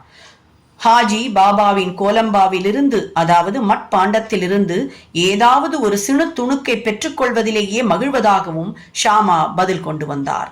இதை கேட்டு பாபா உணர்ச்சி வசப்பட்டு தமது கையால் மட்கூஜாக்களையும் கோலம்பாவையும் விட்டெறிந்துவிட்டு நேராக ஹாஜியிடம் சென்று தமது கப்பினியை கைகளால் பிடித்துக் கொண்டு, ஏன் உன்னை நீயே தற்பெருமைப்படுத்தி உயர்வாக கற்பனை செய்து கொண்டு முதிர்ந்த ஹாஜியைப் போல பாவனை செய்து கொண்டிருக்கிறாய்? குரானை நீ இவ்விதமாக தான் கற்றுக்கொண்டாயா? நீ உனது மெக்கா தல யாத்திரையை குறித்து பெருமை கொள்கிறாய், ஆனால் நீ என்னை அறியவில்லை என்றார். இவ்வாறு கடிந்து கொள்ளப்பட்டதும் ஹாஜி குழப்பமடைந்தார். பாபா பின்னர் மசூதிக்கு சென்று ஒரு கூடை மாம்பழங்களை வாங்கி ஹாஜிக்கு கொடுத்து அனுப்பினார். பின்னர் மீண்டும் ஹாஜி இடத்து சென்று தம் பையிலிருந்து ரூபாய் 55 அவர் கைகளில் கொடுத்தார். அதிலிருந்து பாபா ஹாஜியை விரும்பத் தொடங்கினார். உணவுக்கு அவரை அழைத்தார். பாபா ஹாஜியை விரும்பிய போதெல்லாம் மசூதியினுள் அழைத்தார். பாபா சில சமயங்களில் அவருக்கு சில ரூபாய்கள் அளித்தார். இவ்வாறாக பாபாவின் தர்பாரில் ஹாஜியும் சேர்க்கப்பட்டார். பஞ்சபூதங்களின் மேல் பாபாவின் கட்டுப்பாடு. பஞ்சபூதங்களின் மேல் பாபாவின் ஆணைக்கு ஈண்டு உதாரணமாக 2 நிகழ்ச்சிகளை கூறி இந்த அத்தியாயத்தை முடிப்போம். 1. ஒரு நாள் மாலை நேரத்தில் ஷிரடியில் பயங்கரமான புயல் வீசியது. கருமேகங்களால் வானம் திரையிடப்பட்டிருந்தது. காற்று பலமாக வீசத் தொடங்கியது. மேகங்கள் கர்ஜித்து மின்னல் பளிச்சிட்டது. மழை வெள்ளமாய் பொழியத் தொடங்கியது. சிறிது நேரத்தில் அந்த இடம் முழுவதும் வெள்ளக்காடாகியது. ஷிரடியில் இருந்த சர்வ ஜந்துக்களும் பறவைகளும் மிருகங்களும் மனிதர்களும் பயங்கர பீதியடைந்து திரளாக மசூதியில் தஞ்சமடைந்தனர். ஷிரடியில் பல கிராம தேவதைகள் இருக்கின்றன. ஆனால் அவைகளில் எவையும் அவர்களின் உதவிக்கு வரவில்லை. எனவே அவர்கள் எல்லோரும் தங்களது பக்தியின் பால் பற்று மீதூறும் தங்களது கடவுளான பாபாவை அவர் குறுக்கிட்டு புயலை தணிக்க வேண்டினர். பாபா மிகவும் மனதுருகினார். பாபா மசூதியிலிருந்து வெளிப்பொழுந்து அதன் விளிம்பில் நின்று கொண்டு பெருத்த இடி முழக்கம் போன்ற குரலில் புயலை நோக்கி, நிறுத்து உன் சீற்றத்தை, நிறுத்தி அடங்கியிரு என கூறினார். சில நிமிடங்களில் மழை குறைந்து காற்று வீசத் தொடங்கியது. புயலும் அடங்கியது. பின்னர் சந்திரன் வானத்தில் உதயமாகி மக்கள் நன்றாக மகிழ்வெய்தி வீட்டிற்கு திரும்பினர். 2. மற்றொரு சந்தர்ப்பத்தில் மத்தியான நேரத்தில் மசூதியில் துணியில் உள்ள நெருப்பு பிரகாசமாக எரியத் தொடங்கியது. அதனுடைய ஜுவாலை மசூதியின் விட்டத்தை அடைந்தது. மசூதியில் அமர்ந்திருந்த மக்களுக்கு என்ன செய்வதென்று தெரியவில்லை. தண்ணீரை அதன் மீது ஊற்றும்படியோ அல்லது ஜுவாலையை தணிப்பதற்கு வேறெதுவும் செய்யும்படியாகவோ பாபாவை கேட்க அவர்களுக்கு துணிவு வரவில்லை. ஆனால் சிறிது நேரத்தில் பாபா என்ன நிகழ்ந்து கொண்டிருக்கிறது என்பதை உணரத் தலைப்பட்டார். தமது சட்காவை எடுத்து முன்னுள்ள ஒரு தூணின் மீது ஓங்கி அடித்து, கீழிறங்கு, அமைதியாயிரு என்றார். ஒவ்வொரு தடியின் நடிக்கும் ஜுவாலை கீழிறங்கத் தொடங்கி சில நிமிடங்களில் குறைந்து துனி அமைதியாகவும் சாதாரணமாகவும் ஆகியது. இவரே நமது சாயி கடவுளின் அவதாரமாவார். தம் முன் விழுந்து பணிந்து சரணாகதி அடைந்த எந்த மனிதரையும் அவர் ஆசிர்வதிக்கிறார். தினம்தோறும் பக்தியுடன் இந்த அத்தியாயத்தை படிப்பவர் எல்லா கேடுகளிலிருந்தும் விடுபடுவர். இது மட்டுமன்று, எப்போதும் சாயியின் மேல் பக்தியுடையவராயும் அன்புடையவராயும் இருந்து வெகு விரைவில் கடவுள் காட்சியை பெறுவர். எல்லா ஆசைகளும் நிறைவேறியவராக அவாவற்றவராக இறுதியில் உயர்நிலை எய்துவர். ஸ்ரீ சாயியை பணிக. அனைவருக்கும் சாந்தி நிலவட்டும்.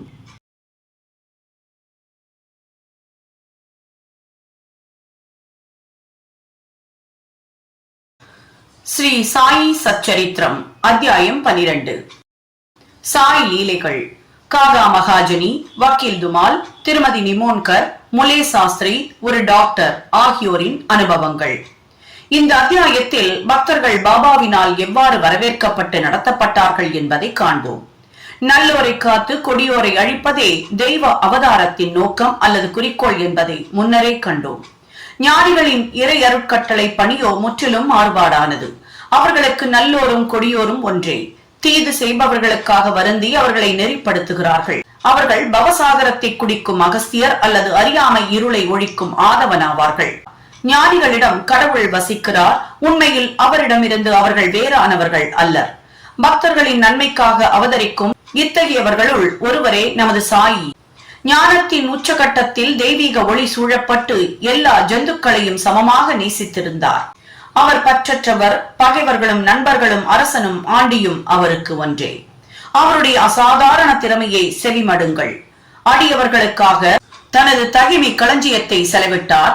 அவர்களுக்கு உதவி செய்வதில் எப்போதும் விழிப்பாய் இருந்தார். ஆனால் அவராக அடியவர்களை வரவேற்க எண்ணினால் ஒழிய ஒருவரும் அவரை அணுக இயலாது. அவர்களது முறை வரவில்லையானால் பாபா அவர்களை நினைப்பதில்லை. அவருடைய லீலைகளும் அவர்களின் காதை எட்டவியலாது. பிறகு அவர்கள் எங்கனம் அவரை பார்க்க எண்ண முடியும்? சிலர் சாய்பாபாவை பார்க்க விரும்பினர். ஆயினும் அவரின் மகா சமாதி வரை அவரின் தரிசனத்தை பெற அவர்களுக்கு வாய்ப்பேதும் கிடைக்கவில்லை. பாபாவின் தரிசனத்தை பெற விரும்பிய பலரின் விருப்பமானது இங்கனம் நிறைவேறாமல் போயிற்று. அவர் மீது நம்பிக்கை கொண்ட இத்தகையதோர் அவரது லீலைகளை செவி மடுப்பாராயின் பாலுக்கான, அதாவது தரிசனத்திற்கான அவர்களது இயக்கமானது வெண்ணையினால், அதாவது லீலைகளினால் பெருமளவு திருப்திப்படுத்தப்படும். வெறும் அதிர்ஷ்டத்தினாலேயே ஷிரடி சென்று பாபாவின் தரிசனத்தை பெற்ற சிலர் நீண்ட நாட்கள் அங்கு தங்க இயலுமா? இயலாது. ஒருவரும் தாமாகவே ஷிரடி செல்ல முடியாது. தாம் நினைத்தபடி அங்கு நீண்ட நாட்கள் இருக்க முடியாது. பின்னர் அவர்களுக்கு அனுமதி கொடுத்த நாட்கள் வரைக்குமே அவர்கள் தங்க வேண்டும். பாபா அவர்கள் அந்த இடத்தை விட்டு போகும்படி கேட்டதும் அந்த இடத்தை விட்டு போய்விட வேண்டும். எனவே அனைத்தும் பாபாவின் சங்கல்பத்தையே சார்ந்திருந்தன. காகா மகாஜனி. ஒருமுறை காகா மகாஜனி ஷிரடிக்கு பம்பாயில் இருந்து சென்றார். அவர் அங்கு ஒரு வாரம் தங்கி கோகுலாஷ்டமி பண்டிகையை கண்டு மகிழ விரும்பினார். பாபாவின் தரிசனத்தை பெற்றவுடனே பாபா அவரை எப்போது வீட்டிற்கு திரும்ப போகிறாய் என கேட்டார். அவர் இத்தகைய வினாவினால் ஆச்சரியமே அடைந்தாராயினும் பதிலளிக்க வேண்டும் என்பதற்காக பாபா தம்மை அங்கனம் செய்ய எப்போது ஆணையிடுகிறாரோ அப்போதே தாம் வீட்டிற்கு போக போவதாக கூறினார். பாபா உடனே நாளைக்கு போய் என கூறினார். பாபாவின் மொழிகளே சட்டமானதால் அவைகள் நிறைவேற்றப்பட வேண்டும். எனவே உடனே காகா மகாஜனி ஷிரடியை விட்டு புறப்பட்டார். பம்பாயில் தனது அலுவலகத்திற்கு சென்ற பின்னர் தனது எஜமானர் தன்னுடைய வரவிற்காக கவலையுடன் காத்திருப்பதை அறிந்தார். அவரது மேனேஜர் திடீரென நோய்வாய்ப்பட்டிருந்தார். எனவே காக்காவின் வரவு அவருக்கு தேவைப்பட்டது. ஷிரடியில் காக்காவுக்கு ஒரு கடிதம் அனுப்பியிருந்தார். பம்பாய்க்கு அது திருப்பி அனுப்பப்பட்டது. வக்கீல் பாவ் சாஹேப் துமால். இப்போது மாறுபாடான ஒரு கதையை கேளுங்கள். ஒருமுறை பாவ் சாஹேப் துமால் ஒரு விசாரணைக்காக நிபாட்டிற்கு சென்று கொண்டிருந்தார். வழியில் ஷிரடிக்கு சென்று பாபாவின் தரிசனத்தை பெற்று உடனே நிபாட்டிற்கு செல்ல விரும்பினார். ஆனால் பாபா அவரை அங்கனம் செய்ய அனுமதிக்கவில்லை. ஒரு வாரமோ அதற்கு மேலோ அவரை ஷிரடியில் தங்க வைத்தார். இதே நேரத்தில் நிபாட்டில் உள்ள நியாயாதிபதி அடிவயிற்றில் ஏற்பட்ட வலியினால் மிகவும் துன்புற்றார். எனவே விசாரணை ஒத்தி போடப்பட்டது. துமால் அங்கு சென்ற பின்னரே விசாரணை தொடர்ந்தது. முடிவில் துமால் வெற்றி பெற்றார். அவரது கட்சிக்காரர் குற்றமற்றவராக தீர்ப்பளிக்கப்பட்டார். திருமதி நிமோன்கர். நிமோனின் வார்டண்டர், அதாவது சேவையாக செய்யும் கௌரவ பதவி, ஹானரி மேஜிஸ்ட்ரேட். நானா சாஹிப் நிமோன்கர் தனது மனைவியுடன் ஷிரடியில் தங்கியிருந்தார். நிமோன்கரும் அவரது மனைவியும் மசூதியில் பாபாவுடன் பெரும்பாலான நேரத்தை கழித்து அவருக்கு சேவை செய்து வந்தனர். பெலாப்பூரில் அவர்களது மகன் நோய்வாய்ப்பட்டான். பாபாவின் சம்மதத்துடன் பெலாப்பூர் சென்று மகனையும் மற்ற உறவினர்களையும் கண்டு அங்கு சில நாட்கள் தங்கி வரலாம் என்று அன்னை தீர்மானித்தாள். ஆனால் நானா சாஹிப் அடுத்த நாளை அவளை திரும்பி வரும்படி கூறினார். அன்னைக்கு ஒன்றும் புரியவில்லை, என்ன செய்வதென்றும் தெரியவில்லை. ஆனால் அவளுடைய இறைவன் சாயி அவளுக்கு உதவிட முன்வந்தார். ஷிரடியை விட்டு புறப்படும் போது அவள் சாதேவின் வாதாவிற்கு முன்னால் நானா சாஹேபுடனும் மற்றவர்களுடன் நின்று கொண்டிருந்த பாபாவின் முன் சென்று சாஷ்டாங்கமாய் விழுந்து புறப்படுவதற்கு அனுமதி கேட்டாள். பாபா அவளிடம், போ, சீக்கிரம் போ, அமைதியாகவும் குழப்பமடையாமலும் இரு. 4 நாட்கள் பெலாப்பூரில் சௌகரியமாயிரு. உனது உறவினர்களை எல்லாம் கண்டபின் ஷிரடிக்கு திரும்பு என்று உரைத்தார். பாபாவின் மொழிகள் எத்தகைய அதிர்ஷ்டம் படைத்தது. நானா சாஹேபின் தீர்மானம் பாபாவின் தீர்ப்பினால் தோற்கடிக்கப்பட்டது. நாசிக் முலே சாஸ்திரி ஜோசியம், கைரேகை முதலியவற்றில் கரை கண்டவரும் 6 சாஸ்திரங்களை கற்றறிந்தவருமாகிய நாசிக்கை சேர்ந்த வைதிகரான அக்னிஹோத்ரி அந்தனர் முலே சாஸ்திரி ஒருமுறை நாக்பூரின் புகழ்பெற்ற கோடீஸ்வரரான பாபு சாஹிப் பூட்டியை சந்திக்க ஷிரடிக்கு வந்தார். அவரை சந்தித்த பின்னர் அவரும் மற்றவர்களும் பாபாவை காண மசூதிக்கு சென்றனர். பாபா தம்முடைய சொந்த பணத்திலேயே வெவ்வேறு பழங்களையும் மற்ற பொருட்களையும் விற்பனையாளரிடமிருந்து வாங்கி மசூதியில் உள்ள மக்களுக்கு விநியோகித்தார். பாபா மாம்பழத்தை அதன் எல்லா பக்கங்களிலும் மிக திறமையாக அழுத்துவது வழக்கம். ஒருவன் பாபாவிடமிருந்து அதை வாங்கி உறிஞ்சுவானாகில் எல்லா சதைப்பற்றையும் உடனே தன் வாயில் உறிஞ்சிக்கொண்டு கொட்டையையும் தோலையும் உடனே தூக்கி எறிந்துவிட முடியும். வாழைப்பழங்களை உரித்து சதைப்பற்றை அடியவர்களுக்கு விநியோகித்து தோலை பாபா தமக்காக வைத்துக் கொள்வார். கைரேகை சாஸ்திரி என்ற முறையில் முலே சாஸ்திரி பாபாவின் கையை பரிசோதிக்க விரும்பினார். பாபாவிடம் கையை காண்பிக்க கோரினார். பாபா அவருடைய வேண்டுகோளுக்கு செவி சாய்க்கவில்லை. அவருக்கு 4 வாழைப்பழங்களை கொடுத்தார். எல்லோரும் வாதாவிற்கு திரும்பினர். முலே சாஸ்திரி குளித்து புனித ஆடைகள் அணிந்து அக்னிஹோத்திரம் போன்ற தன் நித்திய கர்மானுஷ்டங்களை செய்ய ஆரம்பித்தார். பாபா வழக்கம் போல லெண்டியை நோக்கி புறப்பட்டார். கொஞ்சம் ஜெரு எடு, அதாவது குங்குமப்பூ நிறத்தில் துணியை சாயம் போடுவதற்கான சிகப்பு மண்ணை போன்ற ஒரு பொருள். நாம் இன்று குங்குமப்பூ நிற உடை உடுத்தலாம் என்று பாபா கூறினார். பாபா என்ன சொல்கிறார் என்பது ஒருவருக்கும் விளங்கவில்லை. சிறிது நேரம் கழித்து பாபா திரும்பி வந்தார். மத்தியான ஆரத்திக்கான ஏற்பாடுகள் நடைபெற்றுக் கொண்டிருந்தன. பாபா சாஹிப் ஜோக் முலே சாஸ்திரியிடம் அவர் தன்னுடன் ஆரத்திக்கு வருகிறாரா என கேட்டார். மாலையில் தாம் பாபாவை பார்க்க போவதாக அவர் பதிலளித்தார். இதற்கு சிறிது நேரத்திற்கு பிறகு பாபா தமது ஆசனத்தில் அமர்ந்தார். அடியவர்களால் வழிபடப்பட்டார். ஆரத்தியும் துவங்கியது. பிறகு பாபா புது பிராமணரிடமிருந்து, அதாவது நாசிக்கிலிருந்து வந்தவர், அவரிடமிருந்து தட்சணை வாங்கி வா என்று கூறினார். பூட்டி தாமே தட்சணை வாங்க சென்றார். பாபாவின் செய்தியை முலே சாஸ்திரியிடம் தெரிவித்த போது அவர் சொல்லப்பெறாத அளவு குழப்பமடைந்தார். நான் தூய அக்னிஹோத்ரி பிராமணன், நான் ஏன் தட்சணை கொடுக்க வேண்டும்? பாபா பெரிய முனிவராக இருக்கலாம், நான் அவரது சீடன் அல்ல என நினைத்தார். ஆனால் சாய்பாபாவை போன்ற ஞானி, பூட்டியை போன்ற கோடீஸ்வரரிடம் தட்சணை கேட்டு அனுப்பி இருப்பதனால் அவரால் மறுக்க இயலவில்லை. எனவே தனது அனுஷ்டானத்தை பூர்த்தியாக்காமல் உடனே பூட்டியுடன் மசூதியை நோக்கி சென்றார். தம்மை தூயவராகவும் புனிதமானவராகவும் மசூதியை வேறு விதமாகவும் கருதிய அவர் சற்று தூரத்தில் இருந்தே கைகளை சேர்த்து பாபாவின் மீது புஷ்பங்களை வீசினார். அப்போது ஆஹா, திடீரென்று ஆசனத்தில் அவர் பாபாவை காணவில்லை. காலஞ்சென்ற தனது குரு கோலப் சுவாமியையே அங்கு கண்டார். ஆச்சரியத்தால் அவர் செயல் இழந்தார். இது கனவாயிருக்குமோ? அல்ல, அங்கனமென்று அவர் அகல விழித்திருந்தார். காலம் சென்ற தனது குரு கோலப் சுவாமி எங்கனம் அங்கிருக்க முடியும்? சிறிது நேரம் அவர் பேச்சற்று விட்டார். தன்னையே கிள்ளி விட்டுக் கொண்டார். திரும்பவும் நினைத்தார். ஆனால் காலம் சென்ற தனது குரு மசூதியில் இருக்கும் உண்மையை அவரால் ஏற்க முடியவில்லை. முடிவில் எல்லா ஐயங்களையும் களைந்துவிட்டு தெளிந்த நிலையில் தனது குருவின் அடிகளில் பணிந்து கூப்பிய கரங்களுடன் நின்றிருந்தார். மற்ற எல்லோரும் ஆரத்தி பாடுகையில் முலே சாஸ்திரி தனது குருவின் பெயரை இறைந்து கூச்சலிட்டார். இனப்பெருமை, புனிதத்தன்மை பற்றிய எண்ணங்களை ஒதுக்கி எறிந்துவிட்டு தனது குருவின் பாதங்களில் சாஷ்டாங்கமாக விழுந்து கண்களை மூடிக்கொண்டார். எழுந்திருந்த போது பாபா தட்சணை கேட்டுக் கொண்டிருப்பதை கண்டார். பாபாவின் பேரானந்த ரூபத்தையும் சிந்தனைக்கு அப்பாற்பட்ட அவரின் சக்தியையும் கண்டு முலே சாஸ்திரி தன்னையே மறந்தார். எல்லையற்ற மகிழ்ச்சி அடைந்தார். ஆனந்த கண்ணீர் வடித்தார். திரும்பவும் பாபாவை வணங்கி தட்சணை கொடுத்தார். தனது சந்தேகம் நீங்கிவிட்டதாகவும் தன் குருவையே கண்டதாகவும் அவர் கூறினார். பாபாவின் இந்த லீலையை கண்ணுற்ற அனைவரும் முலே சாஸ்திரி உட்பட மிகவும் மனதுருகி போயினர். ஜெரு எடு, நாம் இன்று குங்குமப்பூ வண்ண உடை உடுத்தலாம் என்ற பாபாவின் மொழிகளை இப்போது அனைவரும் புரிந்து கொண்டனர். சாய்பாபாவின் லீலை அத்தகைய அற்புதம் வாய்ந்ததாகும். ஒரு டாக்டர். ஒருமுறை ஒரு மம்லதார் தனது டாக்டர் நண்பருடன் ஷிர்டிக்கு வந்தார். தனது தெய்வம் ராமர் என்றும் தான் ஒரு முகமதியர் முன் பணிய போவதில்லை என்றும் கூறி ஷிர்டிக்கு வர விருப்பம் இல்லாதவராயிருந்தார். மம்லதார் அவரிடம் அவரை யாரும் பணியும்படி கேட்கவோ வற்புறுத்தவோ மாட்டார்கள் என பதில் உரைத்தார். எனவே தோழமை கூட்டின் மகிழ்ச்சியை நல்குவதற்காக அவரும் உடன் வருதல் வேண்டும். அவ்வாறாக அவர்கள் ஷிர்டிக்கு வந்து பாபாவின் தரிசனத்திற்காக மசூதிக்கு சென்றனர். டாக்டர் முன்னால் சென்று வணங்குவதை கண்ணுற்ற அனைவரும் ஆச்சரியத்தால் செயலிழந்தனர். அவர் எங்கனும் தனது தீர்மானத்தை மறந்து முகமதியர் முன் பணிந்தார் என்று அனைவரும் அவரை கேட்டனர்.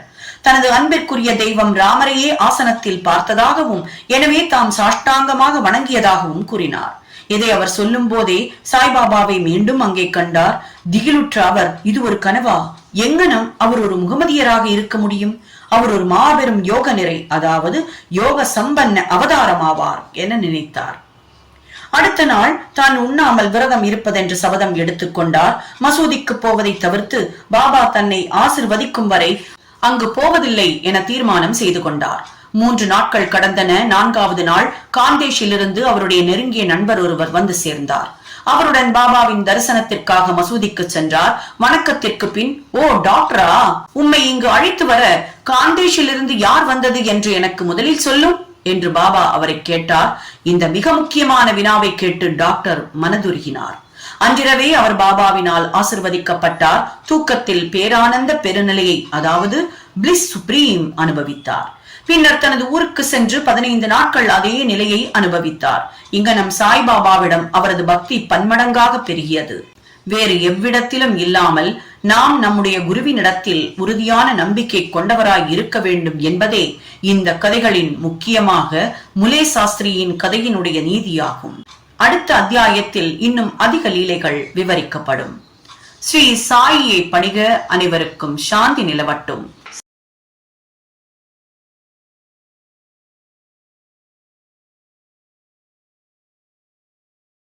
ஸ்ரீ சாயி சச்சரித்திரம், அத்தியாயம் 13.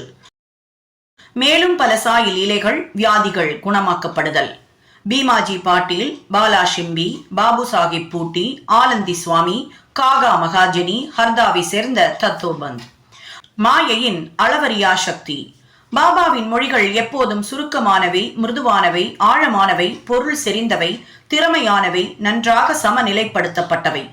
அவர் எப்போதும் திருப்தி அடைந்தவராயிருந்தார். எதற்கும் கவலைப்படவில்லை. அவர் சொன்னார், நான் ஒரு பக்கிரியான போதும் எனக்கு வீடோ மனைவியோ இல்லாதிருப்பினும் எல்லா கவலைகளையும் விட்டொழித்து நான் ஒரே இடத்தில் வசித்தாலும் தடுக்க முடியாத மாயை என்னை அடிக்கடி துரத்துகிறாள். என்னை மறந்தாலும் அவளை மறக்க முடியவில்லை. அவள் என்னை எப்போதும் சூழ்ந்து கொள்கிறாள். பரமாத்மா ஸ்ரீ ஹரியினுடைய இந்த மாயை, அதாவது தோற்ற சக்தி, பிரம்மா மற்றவர்களையும் துரத்துகிறது. பின் என்னை போன்ற ஏழை பக்கிரியை பற்றி பேச என்ன இருக்கிறது? பரமாத்மாவிடம் சரண் புகுவோர் அவரது அருளால் அவளது பந்தங்களினின்று விடுவிக்கப்படுவர். மாயையின் சக்தியை பற்றி இந்த மொழிகளால் பாபா பேசினார். கிருஷ்ண பரமாத்மா ஞானிகள் தமது உயிருள்ள ரூபங்கள் என்று பாகவதத்தில் உத்தவருக்கு உபதேசித்திருக்கிறார். பாபா தமது அடியவர்களின் நலனுக்காக யாது கூறியிருக்கிறார் என்பதை கவனியுங்கள். யார் அதிர்ஷ்டசாலியோ, எவருடைய பாவங்கள் ஒழிந்தனவோ அவர்கள் எனது வழிபாட்டை எய்துகிறார்கள். சாயி சாயி என்று எப்போதும் கூறிக்கொண்டிருப்பீர்களானால் நான் உங்களை 7 கடலுக்கு அப்பால் எடுத்துச் செல்வேன். இந்த மொழிகளை நம்புங்கள், நீங்கள் நிச்சயம் நன்மை அடைவீர்கள். வழிபாட்டின் கூறுகள் 8ஓ 16ஓ எனக்கு தேவையில்லை. எங்கு முழுமையான பக்தி இருக்கிறதோ அங்கு நான் அமர்கிறேன். தம்மை தாமே முழுவதுமாக சரணடைவோர்களின் தோழரான சாயி அவர்களின் நன்மைக்காக என்ன செய்தார் என்பதை தற்போது படியுங்கள். பீமாஜி பாட்டீல். புனே ஜில்லா ஜுன்னர் தாலுகா நாராயண் காவனை சேர்ந்த பீமாஜி பாட்டீல் என்பவர் பல வியாதிகளாலும் நெடுநாள் நெஞ்சு வலியாலும் துன்பப்பட்டார். முடிவில் அது க்ஷயரோகமாக மாறியது. அவர் எல்லாவித சிகிச்சைகளையும் முயன்று ஒரு பிரயோஜனமும் இல்லை. எல்லா நம்பிக்கையையும் இழந்து முடிவாக கடவுளை நோக்கி அவர் வேண்டிக் கொண்டார். ஓ நாராயணமூர்த்தியே, இப்போது என்னை குணப்படுத்தும். சூழ்நிலைகள் எல்லாம் நன்றாயிருக்கையில் நாம் கடவுளை நினைப்பதில்லை. கேடும் துரதிர்ஷ்டமும் நம்மை தாக்கும் போது நாம் அவரை நினைக்கின்றோம். எனவே பீமாஜி இப்போது கடவுளை நோக்கி திரும்பினார். இந்த விஷயத்தில் பாபாவின் பெரும் அடியவரான நானா சாஹிப் சந்தோர்கரை கலந்து ஆலோசிக்க அவருக்கு தோன்றியது. தனது துன்பம் அனைத்தையும் கூறி அவருக்கு ஒரு கடிதம் எழுதி அவருடைய கருத்தை தெரிவிக்க கேட்டிருந்தார். நானா தனது பதிலில் ஒரே ஒரு வழிதான் இருக்கிறது, அதாவது பாபாவின் பாதங்களில் நின்று உதவி பெறுவதே ஆகும் என்று கூறினார். ஷிரடிக்கு அவர் அழைத்து வரப்பட்டு பாபாவின் முன்னர் அமர்த்தப்பட்டார். நானா சாஹேபும் ஷாமாவும், அதாவது மாதவ்ராவ் தேஷ்பாண்டேயும் அங்கிருந்தனர். முன்னைய தீய கர்மங்களாலேயே இந்த வியாதி என்று பாபா சுட்டி காண்பித்து முதலில் இதில் தலையிட தீர்மானம் இல்லாதவராய் இருந்தார். நோயாளியோ தாம் அநாதரானவர் என்றும் அவரையே சரணாகதி அடைந்திருப்பதாகவும் அவர்தாம் கடைசி கதி என்று கருணை காட்டும்படியும் கூறி அலறத் தொடங்கினார். அப்போது பாபாவின் உள்ளம் உருகியது. அவர் கூறியதாவது: பொறு, உன்னுடைய கவலைகளை தூர எறி. உன்னுடைய துன்பங்கள் ஒரு முடிவுக்கு வந்துவிட்டன. ஒருவன் எவ்வளவுதான் நசுக்கப்பட்டு வேதனைப்பட்டவனாக இருப்பினும் இந்த மசூதியில் கால் வைத்தவுடனே அவன் மகிழ்ச்சியின் பாதையில் செல்கிறான். இங்கே உள்ள பக்கிரி மிகவும் அன்பானவர். அவர் இந்த வியாதியை குணப்படுத்துவார். எல்லோரையும் அன்புடனும் ஆசையுடனும் பாதுகாப்பார். 5 நிமிடத்திற்கு ஒரு முறை நோயாளி இரத்த வாந்தி எடுத்துக் கொண்டிருந்தார். ஆனால் பாபாவின் சன்னிதானத்தில் எந்தவித வாந்தியும் இல்லை. நம்பிக்கையும் கருணையும் கொண்ட மொழிகளை பாபா உதிர்த்த அந்த தருணத்திலேயே வியாதி குணமடையும் நிலைக்கு திரும்பியது. அசௌகரியமும் சுகாதார குறைவும் உள்ள பீம்பாயின் வீட்டில் தங்கும்படி பாபாவால் கேட்கப்பட்டார். ஆனால் பாபாவின் உத்தரவிற்கு கீழ்ப்படிய வேண்டும். அவர் அங்கு தங்கி இருக்கையில் பாபா அவரை 2 கனவுகள் மூலம் குணப்படுத்தினார். முதல் கனவில் தன்னை ஒரு பையனாகவும் மராட்டி செயல் ஒப்பிக்காததற்காக உபாத்தியாயரின் கடுமையான பிரம்படியை வாங்கி கஷ்டப்படுவதை போன்றும் கண்டார். 2வது கனவில் ஒரு கல்லை யாரோ ஒருவர் தனது நெஞ்சின் மீது மேலும் கீழும் உருட்டி கடுமையான வலியையும் வேதனையையும் உண்டாக்குவதாக கண்டார். கனவில் அவர் பட்ட கஷ்டத்துடன் அவரின் சிகிச்சை முடிவடைந்து அவர் வீடு திரும்பினார். பின்னர் அடிக்கடி ஷிரடி வந்து பாபா தனக்கு செய்ததை நன்றியுடன் நினைத்து சாஷ்டாங்கமாக நமஸ்கரித்தார். பாபாவும் நன்றியுள்ள நினைப்பு, மாறாத நம்பிக்கை, பக்தி இவற்றை தவிர வேறெதையும் எதிர்பார்க்கவில்லை. மகாராஷ்டிர மக்கள் 15 தினங்களுக்கு ஒருமுறை தங்களது இல்லங்களில் சத்யநாராயண பூஜையை எப்போதும் செய்கிறார்கள். ஆனால் தனது கிராமத்திற்கு திரும்பிய போது பீமாஜி பாட்டில் புதிய சத்யசாயி விரத பூஜையை சத்யநாராயண பூஜைக்கு பதிலாக தனது இல்லத்தில் ஆரம்பித்தார். பாலா கண்பத் ஷிம்பி. பாபாவின் மற்றொரு பக்தரான பாலா கண்பத் ஷிம்பி என்பவர் கொடிய விதத்தை சேர்ந்த மலேரியாவினால் மிகவும் கஷ்டப்பட்டார். எல்லாவித மருந்துகளையும் கஷாயங்களையும் உபயோகித்தார். பலன் ஏதுமில்லை. ஜுரம் சிறிதளவும் குறைந்த பாடில்லை. அவர் ஷிரடிக்கு வந்து பாபாவின் பாதங்களில் விழுந்தார். பாபா அவருக்கு இந்த விஷயத்தில் ஒரு நூதனமான செயல்முறையை அனுசரிக்க செய்தார். கொஞ்சம் சாதத்தை தயிருடன் கலந்து லட்சுமி கோவிலுக்கு முன்னால் உள்ள கருப்பு நாய்க்கு கொடுக்கும்படி கூறினார். பாலாவுக்கு இதை எங்கனம் நிறைவேற்றுவதென்று புதிராக இருந்தது. ஆனால் அவர் வீட்டிற்கு போனவுடனே தயிரையும் சாதத்தையும் கண்டார். அவை 2ஐயும் கலந்து அந்த கலவியை லட்சுமி கோவிலுக்கு அருகில் கொணர்ந்தார். அப்போது ஒரு கருப்பு நாய் வாலை ஆட்டிக்கொண்டு நிற்பதை கண்டார். நாயின் முன்னர் தயிருடன் கலந்த சாதத்தை வைத்தார். நாயும் அதை உண்டது. ஆச்சரியத்திலும் ஆச்சரியம், பாலா கண்பத் ஷிம்பி மலேரியாவிலிருந்து விடுபட்டார். பாபு சாஹிப் பூட்டி. ஸ்ரீமான் பூட்டி ஒரு முறை வாந்தி எடுத்தல், வயிற்றுப்போக்கு முதலியவற்றால் அவதியுற்றார். அவருடைய அலமாரி மருந்து மாத்திரைகளால் நிறைந்திருந்தது. ஆயினும் அவற்றால் ஒரு பயனும் இல்லை. வாந்தி எடுத்து வயிற்றுப்போக்கு ஆனதன் காரணமாக பாபு சாஹேப் மிகவும் தளர்ச்சி அடைந்தார். எனவே பாபாவின் தரிசனத்திற்காக மசூதிக்கு செல்லக்கூட அவரால் இயலவில்லை. பாபா அப்போது அவரை கூப்பிட்டு அனுப்பி அவரை தம்முன் உட்கார செய்து, இப்போது கவனி, இனிமேல் நீ வெளியேறக்கூடாது என்று கூறி தமது ஆட்காட்டி விரலை ஆட்டி மேலும் வாந்தி எடுத்தலும் நிற்க வேண்டும் என கூறினார். இப்போது பாபாவின் சொற்களில் உள்ள சக்தியை கவனியுங்கள். 2 வியாதிகளும் ஓடிவிட்டன. பூட்டியும் குணமானார். மற்றொரு முறை காலராவால் அவர் தாக்கப்பட்டு கடினமான தாகத்தால் அல்லலுற்றார். டாக்டர் பிள்ளை எல்லாவித சிகிச்சை முறைகளையும் கையாண்டும் குணமளிக்க முடியவில்லை. பின்னர் அவர் பாபாவிடம் சென்று தனது தாகத்தை தணித்துக் கொள்ள தன்னை குணமாக்கும் ஒரு பானத்தை பற்றி கலந்து ஆலோசித்தார். பாபா அவருக்கு சர்க்கரை கலந்த பாலில் வேக வைக்கப்பட்ட கலவை கூழாகிய பாதாம் பருப்பு, வால்நட் பருப்பு, பிஸ்தா பருப்பு இவற்றை சாப்பிடுவதை தேர்ந்து அருளினார். எந்த வைத்தியராலும் இது நிலைமையை மோசப்படுத்தி முடிவுக்கு கொண்டு வந்துவிடும் என கருதப்படும். ஆனால் பாபாவின் கட்டளையை அறவே கீழ்ப்படியும் குணத்தால் இவை உட்கொள்ளப்பட்டு அதிசயப்படும் வகையில் குணமாக்கவும் பட்டது. ஆலந்தி சுவாமி. பாபாவின் தரிசனத்தை பெற விரும்பிய ஒரு சாமியார் ஆலந்தியிலிருந்து ஷிரடிக்கு வந்தார். தன் காதில் உள்ள கடுமையான வலியால் அவர் அல்லலுற்றார். அது அவரை தூங்க விடாமல் தடை செய்தது. இதற்காக அவர் ரண சிகிச்சை செய்யப்பட்டார். ஆனால் அது அவருக்கு எவ்வித பலனையும் அளிக்கவில்லை.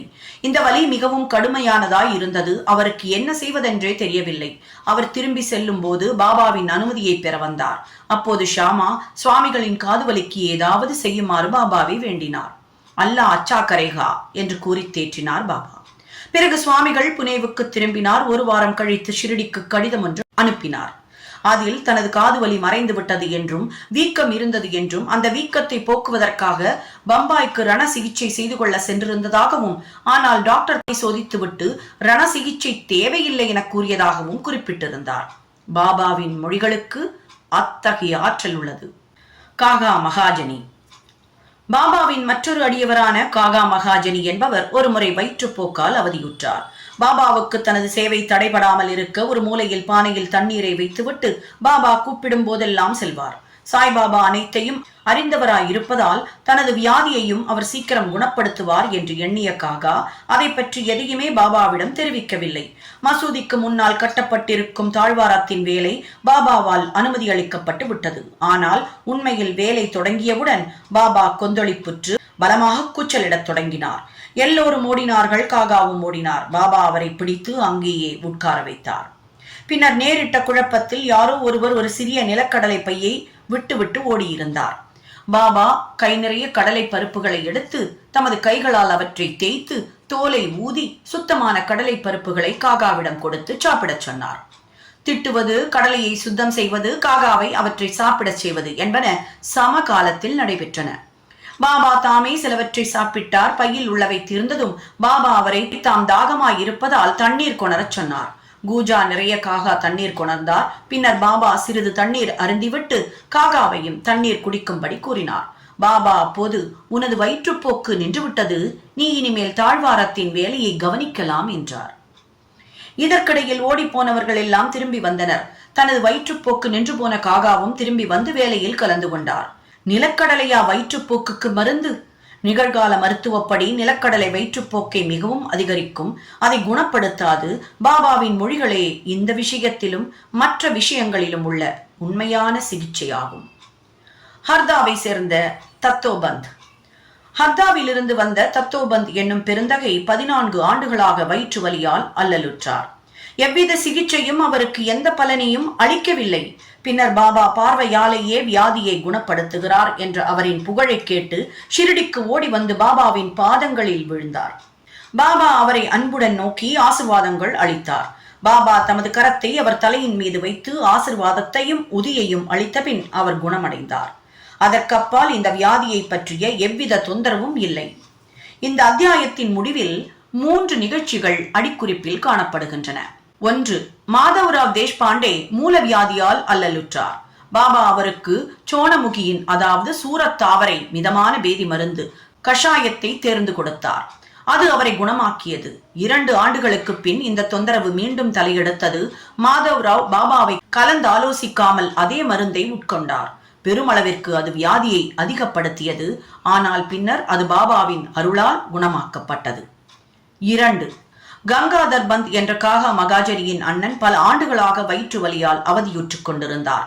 பாபாவின் புகழை கேள்விப்பட்டு ஷிரடிக்கு வந்து தன்னை குணமாக்கும்படி வேண்டிக் கொண்டார்.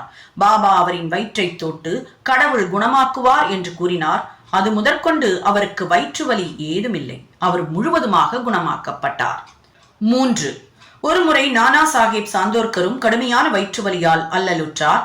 இரவு பகல் முழுவதும் அவரால் இருப்பு கொள்ள முடியவில்லை. டாக்டர்கள் ஊசி போட்டும் பலன் அளிக்கவில்லை. பின்னர் அவர் பாபாவை அணுகினார். பர்ஃபி என்ற இனிப்பு பண்டத்தை நெய்யுடன் உண்ணச் சொன்னார். பாபா இந்த செயல்முறையை பின்பற்றியதும் அவர் முழுக்க குணமடைந்தார். பாபாவின் சொற்களும் கருணையுமே பல்வேறு வியாதிகளை நிரந்தரமாக குணப்படுத்திய உண்மையான மருந்தாகும் என்று இந்த கதைகள் நமக்கு காட்டுகின்றன. மருந்துகளோ மாத்திரைகளோ அல்ல. ஸ்ரீ சாயியை பணிக. அனைவருக்கும் சாந்தி நிலவட்டும்.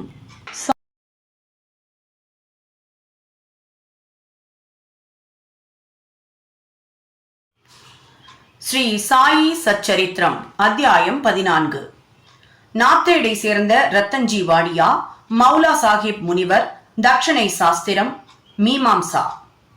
பாபாவின் சொல்லும் கருணையும் எங்கனம் குணமாக்க முடியாத வியாதிகளையும் குணமாக்கியது என்பதை சென்ற அத்தியாயத்தில் கண்டோம். இப்போது பாபா எங்கனம் ரத்தன்ஜி வாடியாவை ஆசிர்வதித்து குழந்தையை அருளினார் என்பதை விவரிப்போம். இயற்கையிலேயே ஞானியினது வாழ்க்கையானது உள்ளும் புறமும் இனிமையானதாய் இருக்கிறது. அவரது பல்வேறு செயல்கள், சாப்பிடுதல், நடத்தல், அவரின் இயற்கையான மொழிகள் எல்லாம் இனிமை வாய்ந்தவை. அவர்தம் வாழ்க்கையோ பேரானந்தம், மானுட உருப்பெற்றதாகும். தம்மை தமது அடியவர்கள் நினைப்பதற்கு வழிமுறையாக சாயி அதனை வெளியிட்டார். கடமை, செயல் இவற்றை பற்றி பல்வேறு கதைகளை அவர்களுக்கு சொன்னார். அது கடைமுடிவாக அவர்களை உண்மையான மதத்திற்கு இட்டுச் சென்றது. இந்த உலகில் அவர்கள் மகிழ்ச்சியாக வாழ வேண்டும், ஆனால் அவர்கள் எச்சரிக்கையாய் இருக்க வேண்டும். வாழ்க்கையின் நோக்கத்தை அவர்கள் பெற வேண்டும், அதாவது ஆத்மானுபூதியை. முந்தைய ஜென்மங்களில் உள்ள நல் வினைகளால் நாம் இந்த உடம்பை பெற்றிருக்கிறோம். பக்தியையும் விடுதலையும் இந்த உதவியை கொண்டு பெறுவது தகுதியுடையதாகும். எனவே எப்போதும் நாம் சோம்பலின்றி இருக்க வேண்டும். நமது குறிக்கோளையும் நோக்கத்தையும் பெறுவதில் நாம் எப்போதும் விழிப்பாய் இருக்க வேண்டும். நீங்கள் தினம்தோறும் சாய் லீலைகளை கேட்பீர்களானால் அவரை எப்போதும் காண்பீர்கள். நீங்கள் இந்த வண்ணமாக சாயியை நினைவூட்டிக் கொள்வீர்களானால் உங்கள் மனது அடிக்கடி மாறி ஓடி திரிதலில் இருந்து விடுபடும். இவ்விதமாகவே சென்று கொண்டிருந்தால் அது முடிவாக சுத்த ஞானத்தில் இரண்டர கலந்துவிடும். நாந்தேடை சேர்ந்த ரத்தன்ஜி. இப்போது இந்த அத்தியாயத்தை சேர்ந்த ஒரு முக்கியமான கதைக்கு திரும்புவோம். நைஜாம் சமஸ்தானத்தில் உள்ள நாதேடில் ஒரு பார்சி மில் கான்ட்ராக்டரும் வியாபாரியுமான ரத்தன்ஜி ஷாபூர்ஜி வாடியா என்பவர் வசித்து வந்தார். அவர் பெருமளவு செல்வம் சேகரித்து வயல்களையும் நிலங்களையும் பெற்றிருந்தார். ஆடு, மாடு, குதிரை, போக்குவரத்து வசதிகள் இவ்வளவையும் பெற்று மிகவும் சுபிக்ஷத்துடன் இருந்தார். புறத்தோற்றங்கள் அனைத்திற்கும் மிகவும் திருப்தி வாய்ந்தவராகவும் சந்தோஷமுடையவராகவும் காணப்பட்டார். ஆனால் அந்தரங்கமாகவும் உண்மையாகவும் அவர் அங்கனம் இருக்கவில்லை. எவரும் முழுமையும் செல்வந்தராகவும் மகிழ்ச்சியுற்றவராகவும் இருக்கக்கூடாது என்பது பரலோக தீர்ப்பாய் இருக்கிறது. ரத்தன்ஜியும் இதற்கு விதிவிலக்கல்ல. அவர் தாராளமானவராயும் தான தர்மசீலராயும் ஏழைகளுக்கு உணவு, உடை அளித்தும் அனைவருக்கும் பல்லாற்றானும் உதவி புரிந்தார். மக்கள் அவரை நல்லவர், மகிழ்ச்சி நிரம்பியவர் என்று கருதினர். ஆனால் நெடுநாளாக தனக்கு ஆணோ பெண்ணோ எந்த குழந்தையுமே இல்லாததனால் தமக்குள்ளேயே அவர் மிக்க துயர் கொண்டவராய் இருந்தார். அன்பும் பக்தியும் இன்றி பாடப்பெறும் இறைவன் புகழ் குறித்த கீர்த்தனை போன்றும், பக்க வாத்தியங்களற்ற இசையை போன்றும், பூணூலற்ற பிராமணனை போன்றும், பொது அறிவின்றி கலைகளில் பெற்ற சிறப்பறிவை போன்றும், பாவத்திற்காக கழிவிறக்கமின்றி செய்யும் தீர்த்த யாத்திரையை போன்றும், அட்டிகை அதாவது நெக்லஸ் அற்ற ஆபரண அணிமணிகள் போன்றும் அழகற்றதாகவும் பயனற்றதாகவும் இருப்பதை போன்றே ஆண் குழந்தையற்ற இல்லறத்தானுடைய நிலையும் ஆகும். இந்த விஷயத்தை பற்றிய ரத்தன்ஜி சதா சிந்தித்து எனக்கு ஒரு புத்திரனை கடவுள் எப்போதாவது மகிழ்ந்தருளுவாரா என்று ஏங்கினார். இவ்வாறாக அவர் கலகலப்பின்றியும் முகவாட்டத்துடனும் காணப்பட்டார். உணவில் அவருக்கு சுவை ஈடுபாடு இல்லை. தான் ஒரு புதல்வனுக்காக ஆசிர்வதிக்கப்படுவோமா என்று அவர் அல்லும் பகலும் இதே கவலையால் பீடிக்கப்பட்டார். தாஸ்கனு மகராஜிடம் அவருக்கு மரியாதை அதிகம். அவரை கண்டு தன் உள்ளத்தை வெளியிட்டார். தாஸ்கனுவும் அவரை ஷிரடிக்கு போகும்படியும் பாபாவின் தரிசனத்தை பெற்று அவர் தம் பாதங்களில் விழுந்து ஆசிர்வாதத்தை பெற்று குழந்தை வேண்டுமென வேண்டிக் கொள்ளவும் அவருக்கு அறிவுறுத்தினார். ரத்தன்ஜிக்கு இந்த கருத்து பிடித்தது. ஷிரடிக்கு போகவும் தீர்மானித்தார். சில நாட்களுக்கு பின்னர் அவர் ஷிரடிக்கு சென்று பாபாவின் தரிசனத்தை பெற்று அவர் பாதங்களில் விழுந்தார். பிறகு தம் கூடையை திறந்து ஒரு அழகிய பூமாலையை எடுத்து அதை பாபாவின் கழுத்தில் இட்டு கூடை நிறைய பழங்களையும் சமர்ப்பித்தார். பாபாவுக்கு அருகில் மிக்க மரியாதையுடன் அவர் அமர்ந்து பின்வருமாறு வேண்டத் தொடங்கினார். இக்கட்டான நாட்களில் இருக்கும் போது அநேகர் தங்களிடம் வருகிறார்கள். தாங்கள் அவர்களின் துன்பங்களை உடனே துடைக்கிறீர்கள். இதை கேட்டு நான் தங்களது பாத கமலத்தை அடைக்கலம் புகுந்தேன். ஆகவே தயவு செய்து என்னை ஏமாற்றாதீர்கள். பாபா ரத்தன்ஜி கொடுக்க இருந்த ரூபாய் 5 கேட்டார். ஆனால் ரூபாய் 3.14 தாம் முன்னரே வாங்கி கொண்டு விட்டதாகவும் மீதத்தையே கொடுக்க வேண்டும் என்றார். ரத்தன்ஜி பெருமளவில் குழப்பமடைந்தார். பாபா என்ன கூறினார் என்று அவரால் புரிந்து கொள்ள இயலவில்லை. அவர் ஷிரடிக்கு செல்வது இதுவே முதல் முறை. முன்னமே ரூபாய் 3.14 நான் எவ்வாறு கொடுத்திருக்க முடியும்? பாபா கூறியது எங்கனம் என்று நினைத்தார். அவரால் புதிரை விடுவிக்க இயலவில்லை. ஆனால் அவர் பாபாவின் பாதத்தடியில் அமர்ந்து கேட்கப்பட்ட மீதமுள்ள தட்சணையை அளித்தார். பாபாவிடம் தாம் வந்த காரணத்தை முழுமையும் விளக்கி கூறி அவருடைய உதவியை கோரினார். தமக்கு ஒரு புத்திரனை பாபா ஆசிர்வதித்தருள வேண்டும் என வேண்டிக் கொண்டார். பாபாவும் மனதுருகி அவரை கவலைப்படாமல் இருக்கும்படியும் அதிலிருந்து அவரின் கஷ்டமான நாட்கள் முடிந்துவிட்டன என்றும் கூறினார். பின்னர் அவருக்கு உதியை அளித்து அவரது தலையில் கையை வைத்து அல்லாஹ் அவரது உள்ளத்தின் ஆசையை பூர்த்தி செய்வார் என்று கூறினார். பின்னர் பாபாவிடம் விடைபெற்றுக் கொண்டு நாந்தேடுக்கு திரும்பி ஷிரடியில் நடந்த எல்லாவற்றையும் தாஸ்கனுவிற்கு கூறினார். அங்கு எல்லாம் நன்றாகவே நிறைவேறியதாகவும் தாம் பாபாவின் தரிசனத்தையும் ஆசிர்வாதத்தையும் பிரசாதத்துடன் பெற்றதாகவும், ஆனால் அவரால் ஒன்றை மட்டும் புரிந்து கொள்ள முடியவில்லை என்றும் கூறினார். பாபா அவரிடம் தாம் ஏற்கனவே ரூபாய் 314 வாங்கிக் கொண்டதாக கூறியது. இந்த குறிப்பினால் பாபா என்ன கூறுகிறார் என்பதை தயவு செய்து விவரியுங்கள் என்றார். நான் ஷிரடிக்கு போனதே இல்லை, பிறகு பாபாவிடம் அந்த தொகையை நான் எவ்விதம் கொடுத்திருக்க முடியும் என்று தாஸ்கனுவிடம் கேட்டார். தாஸ்கனுவிற்கும் அது ஒரு புதிராகவே இருந்தது. அதை பற்றி நீண்ட நேரம் அவரும் யோசித்தார். சிறிது நேரத்திற்கு பிறகு பின்வரும் நிகழ்ச்சி அவர் கவனத்திற்கு வந்தது. சில நாட்களுக்கு முன் ரத்தன்ஜி மௌலா சாஹேப் என்ற முகமதிய முனிவரை வரவேற்று அவரின் வரவேற்பு உபசரணைக்காக கொஞ்சம் பணம் செலவழித்தார். மௌலா சாஹேப் நாந்தேட் மக்கள் நன்றாக அறிந்த ஒரு முனிவர், அதாவது போர்ட்டர் செயின்ட், சுமை தூக்கும் தொழிலாளியாக வேலை செய்தவர். ரத்தன்ஜி ஷிரடிக்கு போக தீர்மானித்த போது இந்த மௌலா சாஹிப் தற்செயலாய் ரத்தன்ஜியின் வீட்டிற்கு வந்தார். ரத்தன்ஜி அவரை அறிந்திருந்தார். அவரிடம் அன்பு செலுத்தினார். எனவே அவரை கௌரவிக்கும் விதமாக ஒரு விருந்து கொடுத்தார். தாஸ்கனு ரத்தன்ஜியிடமிருந்து விருந்து உபசரிப்புக்கான செலவு குறிப்புகளை வாங்கி பார்த்தார்.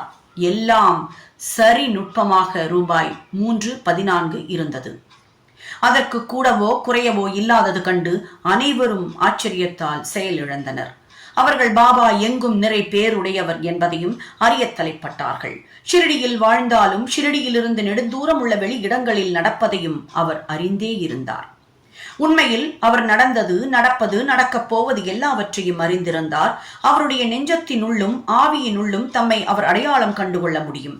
மேலே குறிப்பிட்ட நிகழ்ச்சியில் மௌலா சாஹேப்பிடம் தம்மை காணாமலும் அவருடன் தாம் ஒன்றாக இல்லாதிருப்பின் ரத்தன்ஜி மௌலா சாஹேப்பிற்கு கொடுத்த வரவேற்பு பற்றியும் அதற்கு அவர் செலவழித்த தொகையை பற்றியும் பாபா எங்கனம் அறிந்திருக்க முடியும்? ரத்தன்ஜி தாஸ்கனுவின் விளக்கத்தால் திருப்தியுற்றார். பாபாவிடம் அவருக்குள்ள நம்பிக்கை உறுதிப்படுத்தப்பட்டு பல்கி பெருகியது. பின்னர் உரிய காலத்தில் அவருக்கு ஒரு ஆண் குழந்தை ஆசிர்வதிக்கப்பட்டது. அவரின் மகிழ்ச்சிக்கு எல்லையே இல்லை. அவருக்கு 12 குழந்தைகள் மொத்தத்தில் பிறந்தன என்றும் அதில் 4 உயிர் பிழைத்தன என்றும் கூறப்படுகிறது. இந்த அத்தியாயத்தின் அடிக்குறிப்பில் பாபா ராவ் பகதூர் ஹரி விநாயக் சாதே என்பவரை அவர் முதல் மனைவி இறந்த பின்னர் மீண்டும் மனம் செய்து கொள்ளும்படியும் அவருக்கு மகன் பிறப்பான் என்றும் கூறினார்.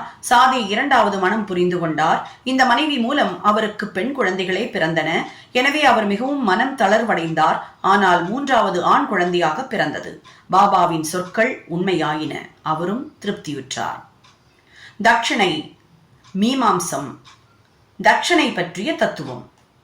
தட்சணையை பற்றிய சில குறிப்புகளுடன் இந்த அத்தியாயத்தை முடிக்கிறோம். பாபாவை பார்க்க சென்றவர்களிடத்து அவர் தட்சணை கேட்டார் என்பது எல்லோரும் அறிந்த உண்மை. சிலர் பாபா ஒரு பக்கிரியாகவும் அறவே பற்றற்றவராயும் இருந்தால் அவர் ஏன் தட்சணை கேட்க வேண்டும், ஏன் பணத்தை பற்றி லட்சியம் செய்ய வேண்டும் என்று வினவலாம். இவைகளை இப்போது விளக்கமாக பார்க்கலாம். ஆரம்பத்தில் நெடு நாட்களுக்கு பாபா எதையும் கேட்கவில்லை. அவர் எரிக்கப்பட்ட தீக்குச்சிகளை சேமித்து தம் பைகளில் வைத்துக் கொண்டார்.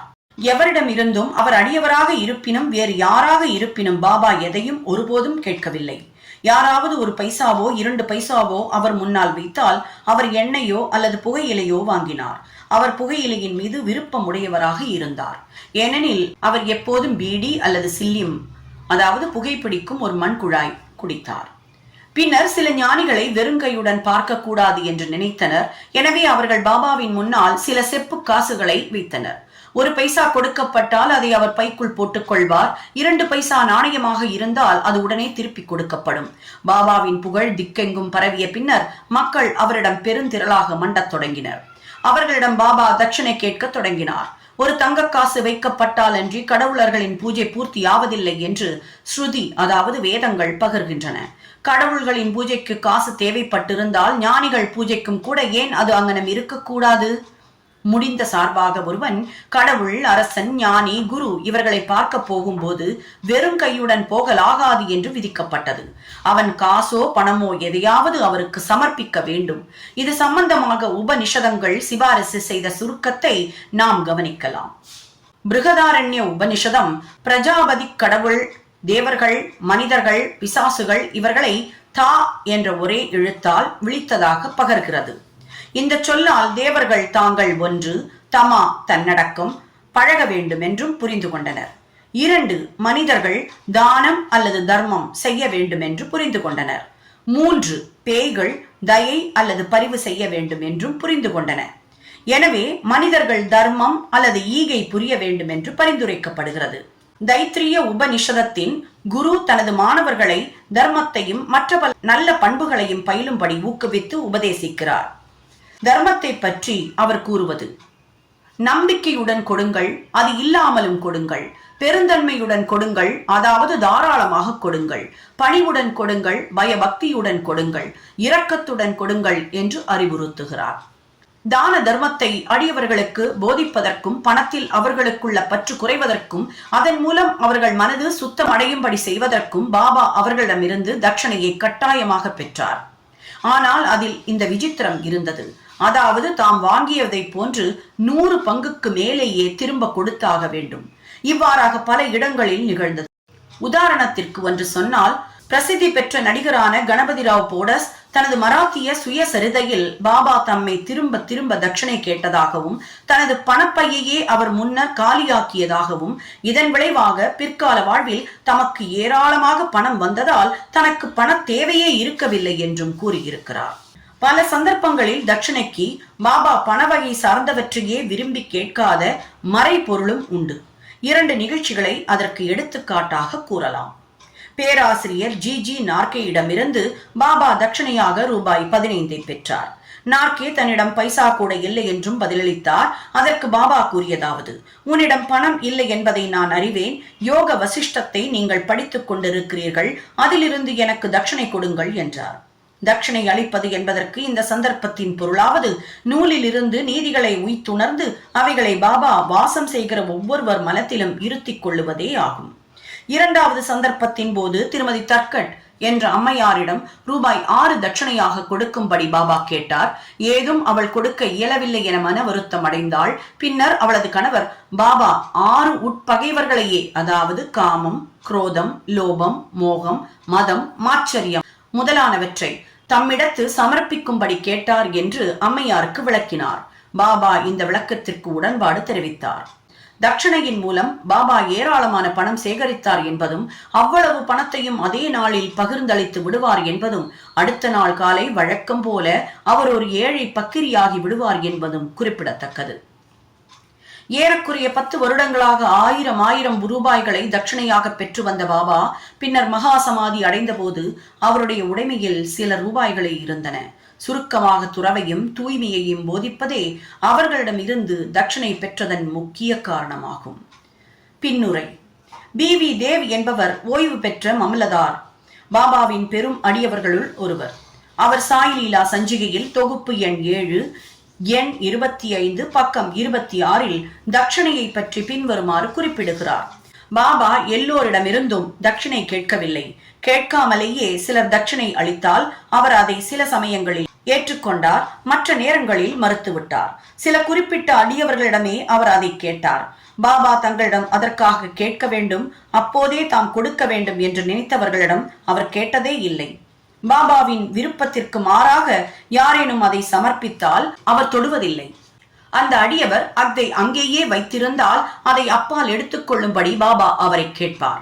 பக்தர்களின் விருப்பம், பக்தி, சௌகரியம் இவைகளுக்கேற்ப அவர் சிறிய பெரிய தொகைகளை கேட்டார். பெண்கள், குழந்தைகளிடமும் அதை கேட்டார். எல்லா செல்வந்தர்களையும் கேட்கவில்லை, அன்றி எல்லா ஏழைகளிடமும் கேட்கவும் இல்லை. தட்சணை கேட்டு கொடுக்காதவர்களிடம் பாபா கோபம் அடைந்ததே இல்லை. யாரேனும் நண்பன் மூலம் தட்சணை அனுப்பப்பட்டு அவன் அதை பாபாவிடம் கொடுக்க மறந்து விட்டானாயின் அவர் அவனுக்கு அதை எப்படியோ ஞாபகமூட்டி அவனை கொடுக்கும்படி செய்தார். சில சந்தர்ப்பங்களில் தட்சணையாக கொடுத்த பணத்தில் கொஞ்சம் பணத்தை திருப்பி கொடுத்து அதை பாதுகாக்கும்படியோ அல்லது வழிபாட்டிற்காகவோ அவரது பூஜை அறையில் வைக்கும்படியோ கேட்டுக்கொள்வார். இம்முறையானது பணம் அளித்தவருக்கோ அல்லது அந்த பக்தருக்கோ எல்லையற்ற அளவு நன்மை அளித்தது. தான் கொடுக்க நினைத்திருந்ததை விட அதிகமாகவே யாரேனும் கொடுத்தால் அவர் அதிகப்படியான மீதமுள்ள தொகையை திரும்ப அளித்து விடுவார். சிலரிடம் தாங்கள் முதலில் கொடுக்க நினைத்திருந்ததை விட அதிகமாகவும், அப்படி அவர்களிடம் பணம் இல்லையானால் மற்றவர்களிடம் பிச்சை எடுத்தோ கடன் வாங்கியோ அளிக்கச் சொன்னார். சிலரிடம் அவர் ஒரு நாளைக்கு 3 அல்லது 4 முறை தட்சணை கேட்டார். தட்சணையாக சேர்ந்த பணத்திலிருந்து அவர் தமக்காகவும் மிகவும் கொஞ்சமே செலவழித்தார். அதாவது சில்லிம் என்ற புகைக்குழாய் வாங்குவதற்கும் துனி என்ற புனித அடுப்பிற்கு எரிபொருள் வாங்குவதற்கும் செலவழித்து மிச்சம் அனைத்தையும் பல்வேறு மனிதர்களுக்கு வேறுபடும் விகிதங்களில் தர்மமாக பகிர்ந்தளித்தார். ஷிரடி சமஸ்தானத்தின் சிறு சிறு பொருட்கள் எல்லாம் அப்போது இருந்த பணக்கார அடியவர்களால் ராதாகிருஷ்ண மாயின் வேண்டுகோள் யோசனையின் பேரில் வாங்கி அளிக்கப்பட்டவை. விலை மதிப்புள்ள செல்வமிகு பொருட்களை யாரேனும் கொணர்ந்தால் பாபா சீற்றமடைந்து அவர்களை கடிந்து கொள்வார். நானா சாஹேப் சாந்தோர்கரிடம் தமது உடைமைகள் ஒரு கௌபீனம், ஒரு துண்டு, ஒரு கப்னி, ஒரு தகர குவளை என்றும் அவரை பலர் தேவையற்ற பயனற்ற விலையுயர்ந்த பொருட்கள் எல்லாம் கொண்டு வந்து தொல்லைப்படுத்துவதாகவும் கூறியுள்ளார். நமது பரமாத்திக வாழ்வில் இருக்கும் 2 பெரிய தடங்கல்கள் பெண்ணும் செல்வமும். பாபா ஷிரடியில் 2 நிலையான அமைப்பு முறைகளை ஏற்படுத்தினார். அதாவது தட்சணையும் ராதாகிருஷ்ண மாயும் ஆகும். எனவே பக்தர்கள் அவரிடம் வந்தபோதெல்லாம் அவர்களிடம் தட்சணை கேட்டார். பள்ளிக்கூடத்திற்கு போகச் சொன்னார். பள்ளிக்கூடம் என்பது ராதாகிருஷ்ண மாயின் வீடு.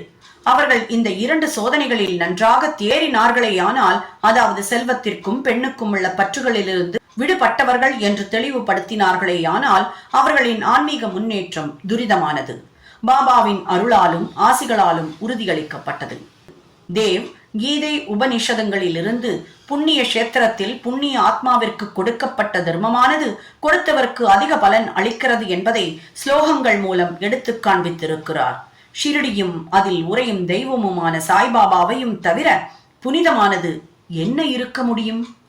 ஸ்ரீ சாயியை பணிக. அனைவருக்கும் சாந்தி நிலவட்டும். சாய் என்பர்கள் அனைவர் வீட்டிலையும் இருக்க வேண்டிய பொக்கிஷம் சாய் சச்சரித்திர புத்தகம் இருக்கோ இல்லையோ, இந்த ஒலி வடிவிலான சாய் சரித்ரா உங்களுடைய ஒவ்வொருவர் வீட்டிலையும் ஒலித்து உங்களுக்கு தேவையான சந்தோஷத்தையும் நிம்மதியையும் கொண்டு வந்து சேர்க்கணும் அப்படிங்கிறது மட்டும்தான் எங்களுடைய எண்ணம். கண்டிப்பாக மிகப்பெரிய மாற்றத்தை உண்டு பண்ணக்கூடிய இந்த சாய் சரித்ரா தினமும் ஒரு அத்தியாயத்தை கேட்பவர்களுக்கு கண்டிப்பாக மிகப்பெரிய பலன்கள் காத்திருக்கு. 51 அத்தியாயங்களும் தெளிவான உச்சரிப்புல, மிதமான வேகத்துல, சரியான விகிதத்துல கொடுத்து உங்களுக்கான சந்தோஷத்தையும் அள்ளி தரக்கூடிய இந்த சேனலை சப்ஸ்கிரைப் பண்ணாதவர்கள் கண்டிப்பா சப்ஸ்கிரைப் பண்ணி மற்றவர்களுக்கும் ஷேர் பண்ணுங்க. உங்களுடைய லைக் அண்ட் கமெண்ட்ஸ் கண்டிப்பா எங்களை உற்சாகம் ஊட்டும். எப்பொழுதும் உங்களுடைய சந்தோஷம் நிலைத்திருக்கட்டும். நன்றி, வணக்கம்.